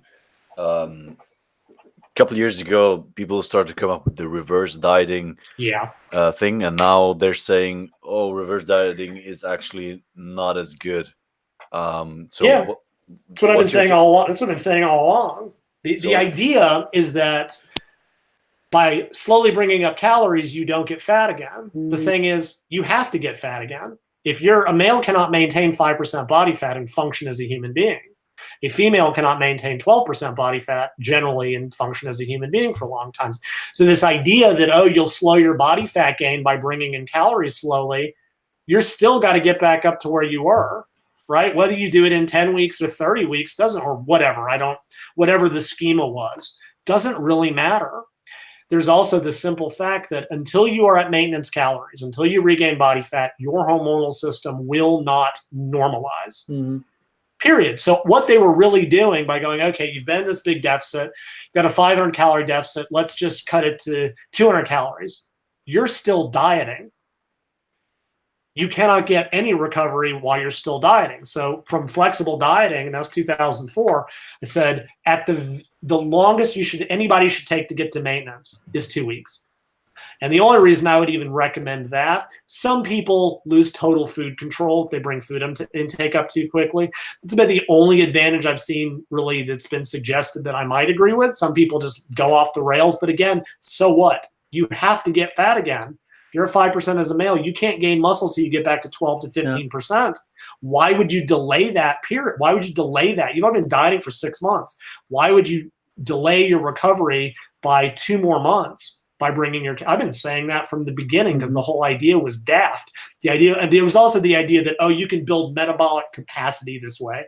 You can somehow drastically increase the number of calories you're burning relative to body, and it doesn't work that way. What people were finding without knowing it was they were able to train more and harder, and they were heavier, so of course you burn more calories. They're like, oh, I used to only maintain on 2,000, and now I maintain on 3,000. Right, your NEAT is through the roof, right? When you were chronically starving yourself, your NEAT was suppressed, and your metabolic rate was suppressed, and your training sucked. You're eating more and able to train harder, and you're moving around more. But there is that whole idea, which is kind of the reverse version. But yeah, I would ideally like to see people get to maintenance within 3 days. If they need to, and again, it depends on context, right? For physique dieter, who cares? You got to get fat again. You might as well go have your pancakes after competition. I mean, there's research on this, and I've seen it, right? There's stories of guys gaining 10 to 20 kilos in the first 3 days after competition. Usually that's at the pro level, and they're super using the diuretics and stuff. But there's papers where calorie intake doubles or triples, and they regain 2.5 to 5 kilos in the first week. Bodybuilders lose it, especially if they diet super rigidly. Just an anecdote, a friend of mine, he did a competition, 18 years old. In the first 1 month, he gained 27 kilos. Oh my God. 60 pounds he gained. He was 70 kilos, and then he went to 97. That's crazy. Yeah. Right. So don't get me wrong. But that does happen, right? You starve yourself for 6 months, and as soon as you start eating again, you can't stop because it does some real weird stuff to the brain. And so if you're a super lean physique dieter, you have to gain the fat again. So I don't really care if it's super quickly. For the general dieter who's moving back into maintenance, they may want to take a little bit longer, but they're also not at 5%. So again, that's a context thing, right? If you've dieted from 30 to 20% body fat as a female, or whatever, 20 to 15 as a male, yeah, you can take a little longer because your hormones aren't screwed yet. And if that helps you maintain food control, all the best. What is interesting, and this was the paper I cited back in Flexible Dieting originally, one of my favorite papers, they wanted to see why people fell off a diet. So what they did is said, we're going to diet you for some amount of time, it was 2 or 6 weeks. Then we want you to take 2 weeks off. And what they wanted to see was how much weight did they regain? What happened to their food intake? Did they have trouble getting back on the diet? And none of that happened. None of it. So the researchers completely failed to research what they wanted to. But what I think they found was a bigger discovery, right? When the guys in the lab coats tell you to do something, research subjects tend to take that as like the word of God, because these guys are in white lab coats, right? These guys have test tubes. I cannot question them. But I think when most people fall off a diet, it's not by choice. They go to a party, they have this happen, stress, work, whatever. They're not in control of that. In this specific study, the researcher said, we want you to do this. Conceptually, it's just part of the eating plan. It's part of the study. It's part of the diet. And the way I conceptualize full diet breaks, you are like, rather than the diet controlling you, you are controlling the diet, right? Because what they actually see, right, in the intermittent calorie restriction, you would think, they tell them, all right, we want you to diet 25% maintenance for 3 days, then eat normally. You would expect people to just blow up. And they don't. They don't tell them to overfeed. They don't tell them to have a cheat day. They don't tell them any of this other nonsense. They say, just eat normally. And they find that their calorie intake is anywhere from like 10% below maintenance, 10% above. And it still doesn't offset the huge deficit. Same thing. They told these people, we just want you to go off your diet. But they were choosing to do it. So I don't, like I said, some people, lean competitors are just going to roll off the rails no matter what they do. It's just, you starve yourself down to 5% body fat. Every system in your body, people, it's funny. If you go back to the original study on this, right, like the Minnesota study back in the 50s that everybody loves to cite, and I actually had both 1,200 pages of books but lost them. At the end of the diet, they took lean men, starved them for 6 months. They could reach 5% body fat. The men were obsessed with food. All they did was sit around and talk about, man, I'm going to open a restaurant. One guy actually cut his thumb off to try to get out of the study. He was so hungry. They'd sit around and like they would eat their food and mix it with water to get over. Like in physique competitors, what do? They go look at food porn, man. They go to Instagram or they go to Pinterest and they just look at food because they can't have it. I watched these 10,000 calorie challenges on YouTube when I was dieting. It was so hardcore, man. I know, right? You're just like, oh, I want to do that, but I can't. I get to have 3 ounces of chicken breast again. Yeah, it's awful. So like those guys are going to roll off the rails. Whether they roll off now or later kind of doesn't matter. For the general public, it's interesting. They just don't. When you go, all right, I just want you to go back to eating normally for a couple weeks. And if they do gain a couple pounds, whatever, take it right back off. But yeah, so for some people, 2 to 3 days, ideally 2 weeks tops. This idea of taking 8 to 10 weeks to get back to maintenance, it's just keeping you in a deficit. You're not going to get recovery from that. You got to start gaining fat again. So you think being or doing competitions, you need to be a certain kind of person mentally and also genetically as well to do it? The genetics help, certainly. Like I think genetics become way more important at the higher echelons of competition, right? You can win local contests without being, having perfect symmetry or muscle bellies or calves or legs. If you're one of those guys who can't seem to find your leg training area, which is a lot of them, like you can get by just on sheer force of effort, just like you can win. But in terms of leanness. Oh, sure. I mean, realistically, everyone can get lean if they're willing to fight through the hunger, right? Everyone's just like, oh, some people can't lose fat. All right, show me the fat guy in the concentration camp. Show me that dude, right? Whether or not they have the mental willpower to get there is a separate issue, and I think that's certainly a big component. And I'm going to say something that is really it's not a problematic thing to say. It's one of those that will probably be somewhat divisive, but I think is true. You don't have to have an eating disorder to be a physique athlete, but it helps.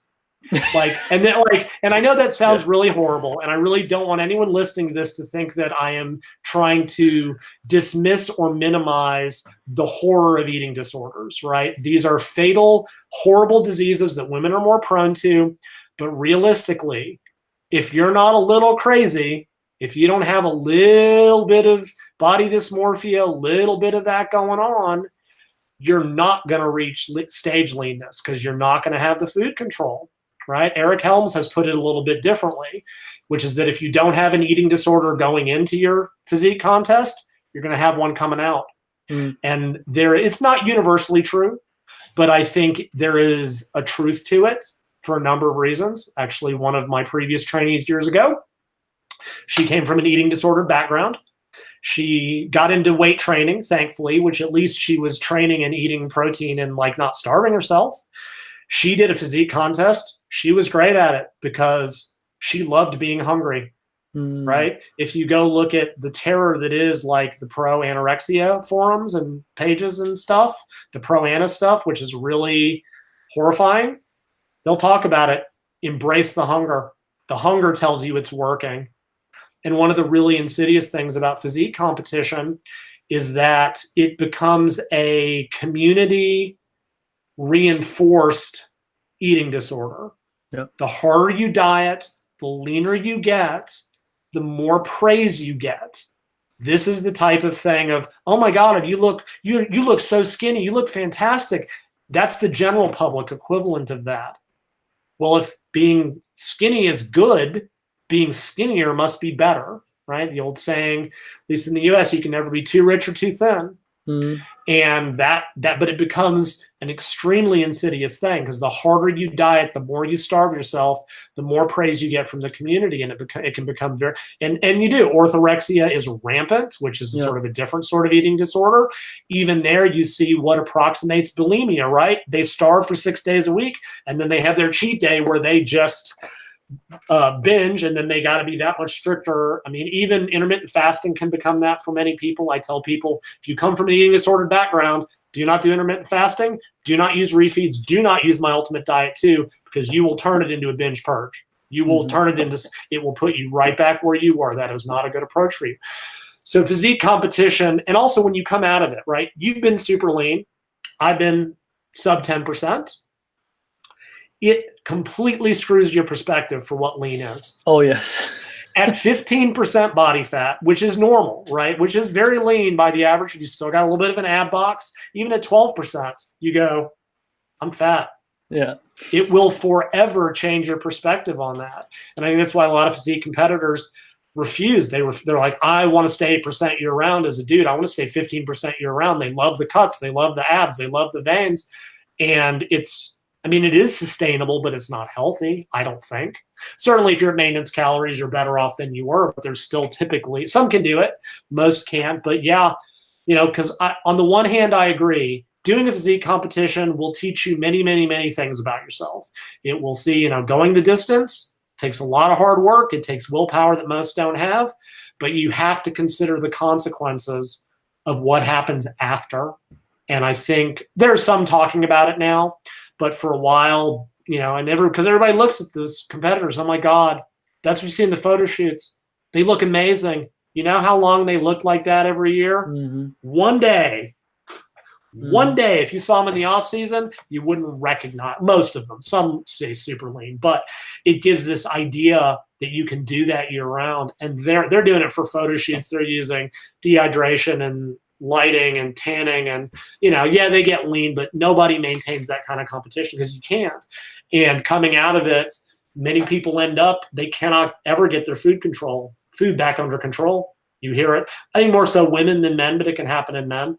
And they'll gain, like your buddy who gained 27 kilos, staggering to me. Yeah. He may never get back. He may never quite get back to where he wanted to be. So yeah, he made it to the competition, and that's great. But what happens after? And it can really, really, really mess with you. So people, I'm not saying don't do it. I'm just saying be aware. Yeah.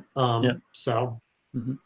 But you're totally right. Like his last week before the contest prep, he ate like 800 calories a day. So I saw it coming. I was like, dude. Oh yeah. Yeah. And years ago when I was knew a little, thought I knew more than I did. And I was prepping someone with one of those early kind of cyclical ketogenic, low carb 5 or 6 days. And then she had a 1 day high carb day. And everyone in her gym was like, that can't possibly work. How can a high fat diet in the first place work? And then overeating 1 day a week work? And they were all starving themselves. Several of them were like, because bodybuilders think that if you're not miserable in prep, you're not doing it right. It's a really weird mentality. If you're not suffering, you're not dieting correctly. It's that kind of nonsense. And she never really felt deprived. And of course, she got into contest shape.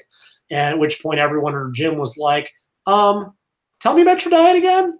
But after the diet, they'd all dieted super strictly, no deviations for 16 weeks. Every single one of them blew up. And she came out of it and was like, I got to have pancakes and muffins once a week. no big deal. And she didn't have any issues going back to normal eating. So yeah, but that's classical physique competition, is doing it that, and even more so nowadays. It's like that's 800 calories a day and 2 hours of cardio. That is how you diet, and it just screws people up coming out of it because you never want to train again, and all you want to do is eat. Yeah. Something I wanted to mention also here in this podcast, because you forgot to talk about it. In another podcast, you basically said that 3 ways why people stall on a diet. Like, first, they perhaps underestimate the food they're eating. It's a pretty easy thing. Secondly, need goes down.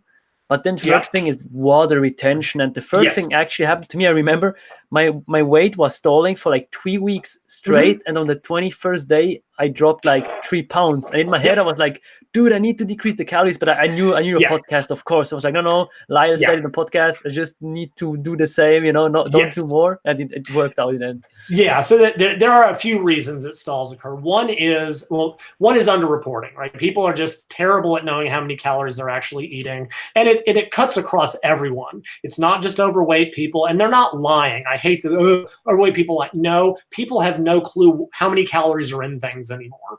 They do these things on the street. How many calories do you think is in an entire pizza? About 400? Now, try about 4,000, right? We don't have any concept of what food is anymore. People tend to underreport calories and overreport activities. I must have burned 1,000 calories in exercise and I'm only eating 800. Yeah, let's double one and take the other one in half, and we're probably a little bit closer. Some people just don't adhere to the diet. This is the reality of it, but it does, let's be realistic. But and I mean, I've seen physique competitors and athletes who know better, and they're stalled. And, we've done this, like that half tablespoon of peanut butter, right? Yeah. If you actually look at it, it's much less than we think. And suddenly it's a little bit overpacked, lick the back, lick the sides, and you go add that up 4 times a day. And it's like, oh, I was eating 400 calories more than I thought. I've seen people who thought they were on 1,200 on 2,400 when they go actually measure it. And the whole metabolic damage thing, which went hand in hand with reverse dieting, that was just underreporting, right? Oh, the people are saying they eat 1,200 and not losing. Right. The key word there, saying.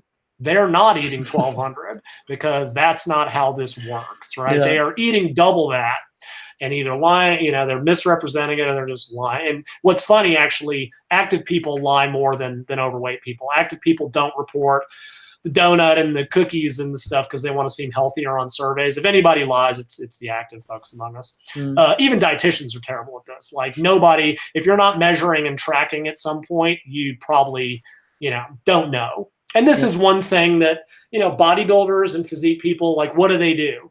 I eat the exact same food every day. Usually eat the same 6 meals, whatever. Like, that does give a lot of control. It has its own set of problems. But, so the first thing to always look at is underreporting, right? Are you actually eating as much as you think? And people, it's amazing when you tell them to keep food diaries. And somehow they figure, oh, that little bit of butter or mayo or sandwich spread doesn't count. The cream in my coffee doesn't count. Oh, it's only a packet of sugar in my coffee. That can't possibly count.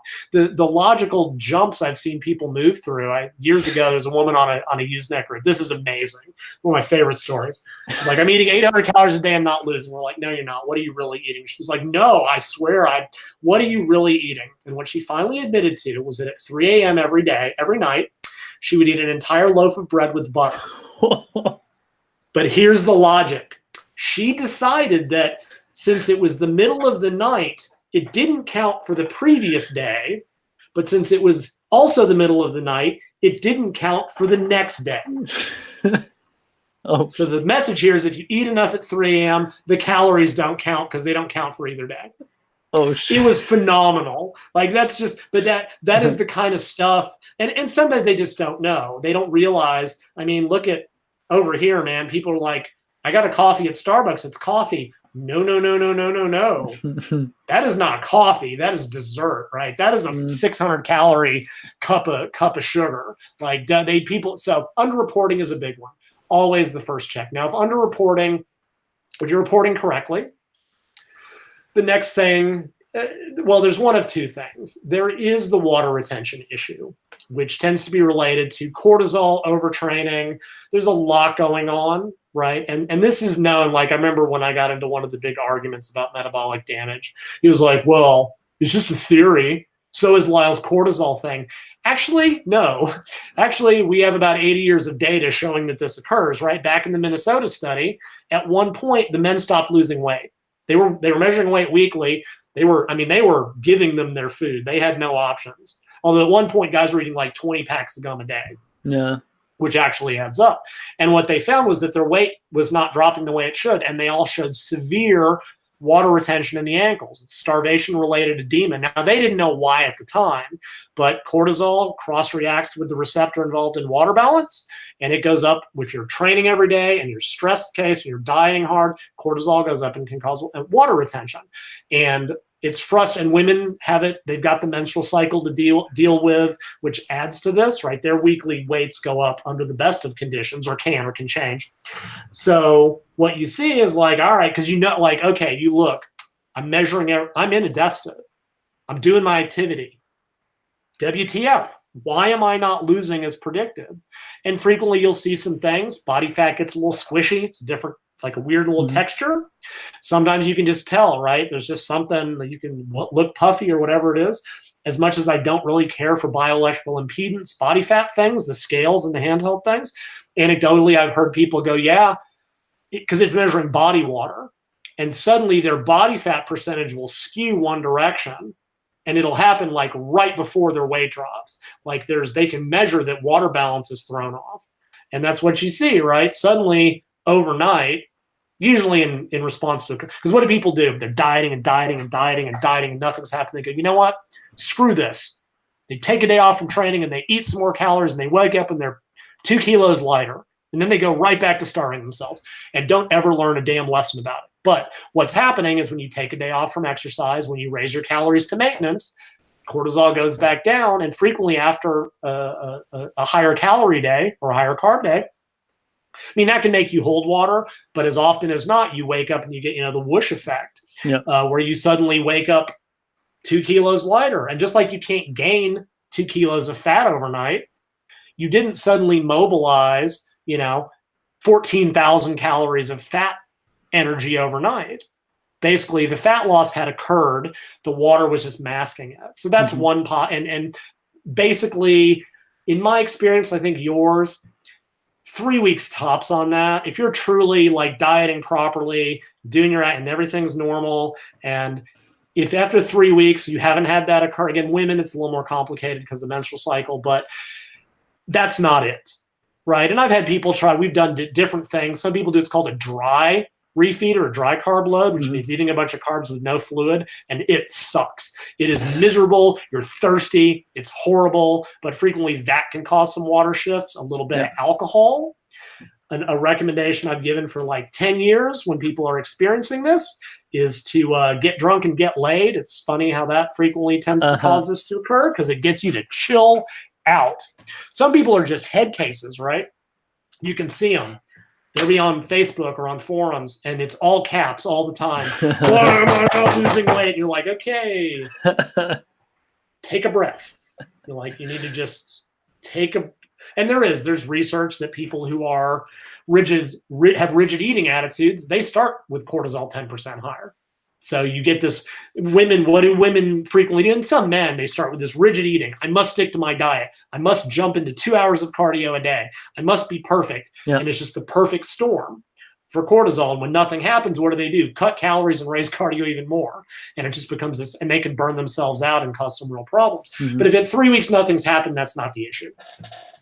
The other one is metabolic rate adaptation, right? And this is something we talked about early on that people, because you'll hear really dumb things, right? They'll go, oh, if you take 100 calories per day out of your diet, you'll lose whatever it is, 5 kilos or 10 kilos a year. And it's not true. Right? What they're assuming is that if you start your diet, right? You create a 500 calorie deficit. They're assuming this is what we want to happen with fat loss. This is what really happens. because number one, like I said, you eat less. Thermic effective food goes down immediately. Already, your 500 calorie deficit became a 450 because of TEF, thermic effective food goes down. Yep. So already your predicted fat loss is lower than what it should be, or your real world fat loss. But as you diet, resting metabolic rate is going down, need is going down. Suddenly your old maintenance of 2,500 calories, right? So let's say maintenance of 2,500, you're eating 2,000. A couple weeks later, your maintenance is you're losing a pound a week, roughly. 2 weeks later, your maintenance is 2,300. Well, now your deficit's 300 calories. Now you're losing 2,100 calories a week, about 2/3 of a pound of fat. 2 weeks later, 100 calories a day. Now you're losing maybe a pound a month. And then you come into balance and you're losing 0. So as that occurs, you have to adjust to maintain the same rate of fat loss. You either have to cut calories further or increase activity gradually.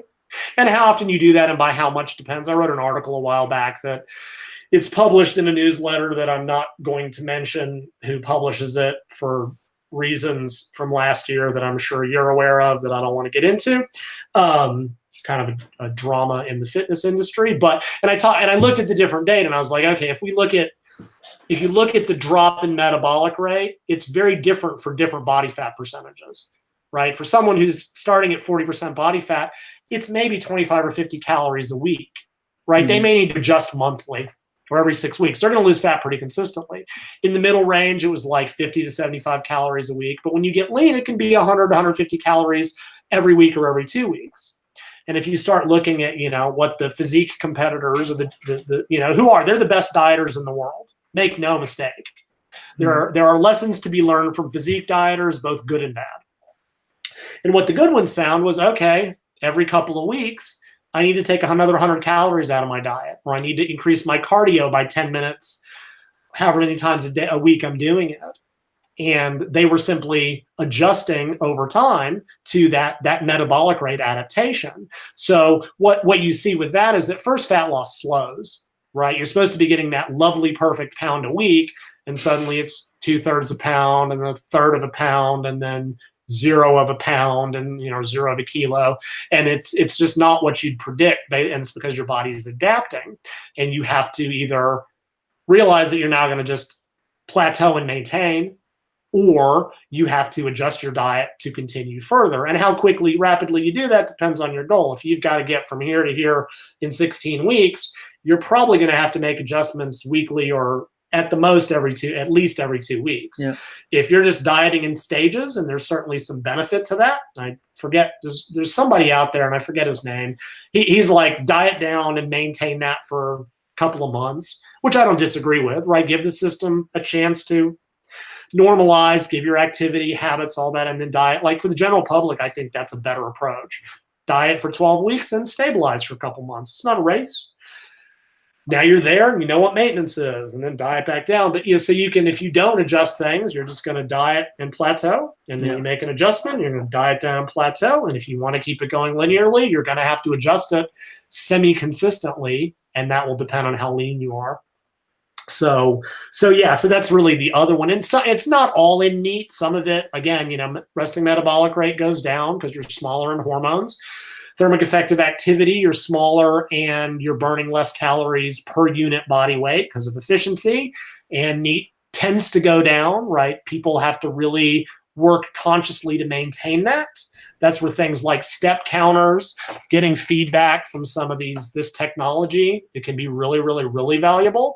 Again, I think it's Eric Helms. He doesn't necessarily tell his people to try to increase NEAT on a diet, but to not let it drop. Mm-hmm. Right? Because physique dieters, they go train, they do their cardio, they train hard for an hour and a half, and they go home and they just lay on the couch all day. Yeah. So they're all, so suddenly their supposed 500 calorie deficit drops to 250. And when you're on a schedule, you can't allow that. So you have to at least maintain where you are at. But if you're trying to use activity to maintain the deficit, something has to increase. Mm-hmm. One thing you can actually do, I wrote about this years before I even saw the research. Wearing a weighted vest, like during walking on the treadmill, will offset some of the decrease, right? It won't offset all of it. And a researcher who, I think it was Levine again, maybe not, they looked at that. They dieted people down to 10% below their starting body weight and looked at all these adaptations. And one of them was an increased exercise efficiency. And when they put a weighted vest on them, like it's a 10% drop, when they put a weighted vest on them, it reversed like 6 or 7% of it. Like not completely, but that is, as you lose weight, just start gradually increasing the weights in the weighted vest. That's one way, even daily activities, if you're moving around, will help a little, but you have to find a way to maintain that deficit or fat loss slows and eventually stops. It's an interesting point you mentioned from my own life. When I dieted the last time, I tried to do like 15,000 steps a day at the end of my diet, which was pretty, I was able to maintain that. But I realized when I came back from my daily walks at the end of my diet, I just was able to sit on my couch and I was like, I wasn't able to, I needed so much willpower to stand up again. It was like insane. Yeah, I mean, and again, in an evolutionary sense, your body does not want you to die. That's what all these, that's why the leptin is an anti-starvation hormone. Being fat in the short term for humans was never a negative, right? All the diseases of obesity take decades to show up. Humans, now it's different for animals. Animals that are like prey animals, too lean, they starve to death, but too fat, they get predated. They've got a system that works very well in both directions. In humans, if anything, being fatter was a benefit, because if there was a famine, the people with more body fat were more likely to survive. There's a reason that historically carrying more fat was a sign of affluence. It meant you could afford enough food. Yeah. And it's funny, it's reversed now, right? Like in the modern world, the affluent people have the money to hire a personal trainer and a chef and stay lean. And because food is so inexpensive and high calorie and stuff like that, now obesity is more associated with lower socioeconomic status. But historically, it was the exact opposite, in the same way that historically, tanning was the purview of rich people. Now the only people who tend to be dark-skinned are folks that are poor in work labor. It's very much, but same thing. Yeah, our body wants to keep us alive. So as we get leaner and leaner and leaner, it does everything in its power. It going back to sleep, and maybe we can finish up here. Yeah, sleep gets totally screwed up on a diet. And there's a bunch of hormones. The big one is orexin. If you get bored, you can look at that. Orexin drives hunger and screws up sleep. It's involved in narcolepsy. So like the drugs that they use for people that can't stop falling asleep, they give them orexin antagonists. And orexin basically keeps you awake and sort of makes you more attentive to food. Because what your body is trying to do is, if you're awake, you'll go look for food because we're starving to death. Get with it, right? And historically, that we may not have, now it's easy. This is still the problem, really the problem with dieting, right? There's always food available. Back in the day, you were starving because there was no food. Now we're starving because we're choosing not to eat. And that can make it very, very difficult when we are surrounded by food cues. And that's where it really, Dan Duchesne once said that for bodybuilders, the final contest comes down is between them and the refrigerator. Like at the end of the day, that's where the rubber hits the road, as we say as we say in the U.S. Like that's really where the final battle will occur. The training is not that hard. It's tough when you get exhausted. That's the easy bit. It's keeping your food in check. Yeah, totally. I would say it's a pretty good ending message here. Yeah. I just want to ask you one last thing. I ask that to every one of my guests is I'm really into reading good stuff, good books. I know you've read a lot of amazing books. I will put all the books down in the description below for people to check out. Yeah. But from your perspective, do you have some book recommendations regarding dieting? Also, the things you talked about. Do you have some? A lot of what I read is research, so some of it might be probably one of the best books I've ever read. Like this is one of my, so is that what are the top 5 books you would want to have like on a desert island? The one I can probably read annually and get something new out of is Why Zebras Don't Get Ulcers by Robert Sapolsky. I'm sure a lot of people have mentioned this. Sapolsky is a Stanford research scientist, or was, studying brain neurological death in response to stress, who then studied savanna baboons during the summers. So he's got a really interesting background. He also looks like a crazy hobo because he's got hair up to here and this crazy beard. Like he looks like, and he's one of the top scientists in the world. And he has the ability to take hard science and not only make it accessible, but fun to read. and Why Zebras Don't Get Ulcers is the single best book written on stress physiology, and which basically comes down to our stress systems are meant for acute stressors, and in the modern world we are exposed to chronic stressors, and that's part of why we have. But it's a fantastic book. Like I said, I read it annually and always get something new out of it because it's just a phenomenal book. Beyond that, this is less fat loss related, but for people that are interested in sports nutrition, probably one of the best books is by Louise Burke. Louise Burke is a researcher at the Australian Institute of Sport. She is who I want to be when I grow up. She is a researcher and she's written multiple books. Many of them are very technical and very boring. But she's written a book called Practical Sports Nutrition, which will be reversed in my screen, but you can kind of see. Yeah. And it is exactly what it says, is it looks at general nutritional concepts, but it looks at it in a sport-specific way. It goes through different sports. And one of the things I think it addresses that most people don't think about, right? Because most endurance sports, they're all about the same. Strength power sports, they're all about the same. The differences are minor, but she addresses it within the culture of those sports. And this is something we forget, is cycling has a very traditional culture, especially, the continental, the European style. Rugby as a sport has a very specific culture, right? I once gave a presentation and I told the rugby guys, I'm like, look, if I tell you not to drink after a game, you're going to think I'm an idiot, because that would be stupid. If I told college students, I don't want you to drink because you need to rehydrate and eat carbs after your sports field game, they would laugh at me, right? You have to consider those cultural aspects. Gymnastics has a culture of eating disorders. Like there's these things. So it's probably one of the best books on sports nutrition I've ever read. This is not field related, but it's another one of the books. I've read it annually since college. It's called the Illuminatus Trilogy by Robert Anton Wilson. It's fiction, fictionalized anyway. It's an extremely hard book to read. It's this weird conspiracy theory, 70s hippie, trippy book that it introduced me to him as an author, and he's written both fiction and nonfiction. And I would say he's probably one of the people that did the most outside of maybe my mentor to really affect the way I think about the world.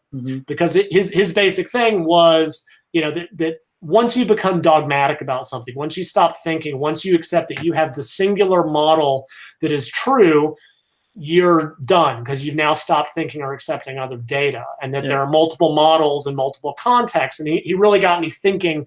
It's not an easy book to read. It's probably not something a lot of people may enjoy, but more than the book itself, it introduced me to him as an author. Beyond that, most of what I read is research, and I don't know if I have any specific recommendations. Or I read bad fiction. So Snow Crash is a really good book if you like cyberpunk fiction, but I don't really have anything else to contribute beyond those. Yeah, thank you. I will also definitely check out, you mentioned Dr. Speakman, right? Also, I think it's J.R. Speak. He's done a bunch of research. Like some of it is dealing with the set and settling point. Some of it is he's looked at like the thrifty gene hypothesis, which basically says, we evolved to be obese, but then that doesn't explain why some of us stay lean, and has offered some alternative hypotheses to this. So he's done a lot of really good work, and I think he's the one that's addressed the kind of the dual model of hypothesis of body weight regulation, which I think is probably closer to right than not. And I'll check and email you to make sure that's right. Okay. Thank you so much. So Lyle, to be honest, we are 2 hours in. That's the longest podcast I ever recorded. I'm super grateful for your time. I Absolutely. I follow you since like 5 years now. Finally, I got to talk to you, and I'm definitely going to check out everything you said. I want also that my people check out your stuff. So what's the best way to contact you? So my website is just bodyrecomposition.com. It's got, I think the last time I looked, 568 articles on it, because I've been doing this for a really long time. That will take you to my store where my books are available, store.bodyrecomposition.com. I have a support forum. It's basically dead. I think forums are dead in the era of Facebook for the most part. I have a very active Facebook group, also called bodyrecomposition.com. I'm there daily. One thing I always like to mention is sort of the nature of who I am. I tend to attract not only other very evidence-based practitioners, but there are experts in like every field in my group. We have 3 top-notch physiotherapists, a couple of physicians, a brilliant OBGYN, some eating disorder specialists, several, if you're interested in performance enhancing drugs, we got 4 people that are authors or experts on that. So any question I can't address, they can. There will be some, it's amazing. Somebody will ask about some obscure disease condition that I've never even heard of. And there will be like 3 people in my group who are like, oh yeah, I had that and this is what I did. Like it boggles my mind, but I learn from my group all day, every day, just because there are people there. Like I have my areas of really primary interest.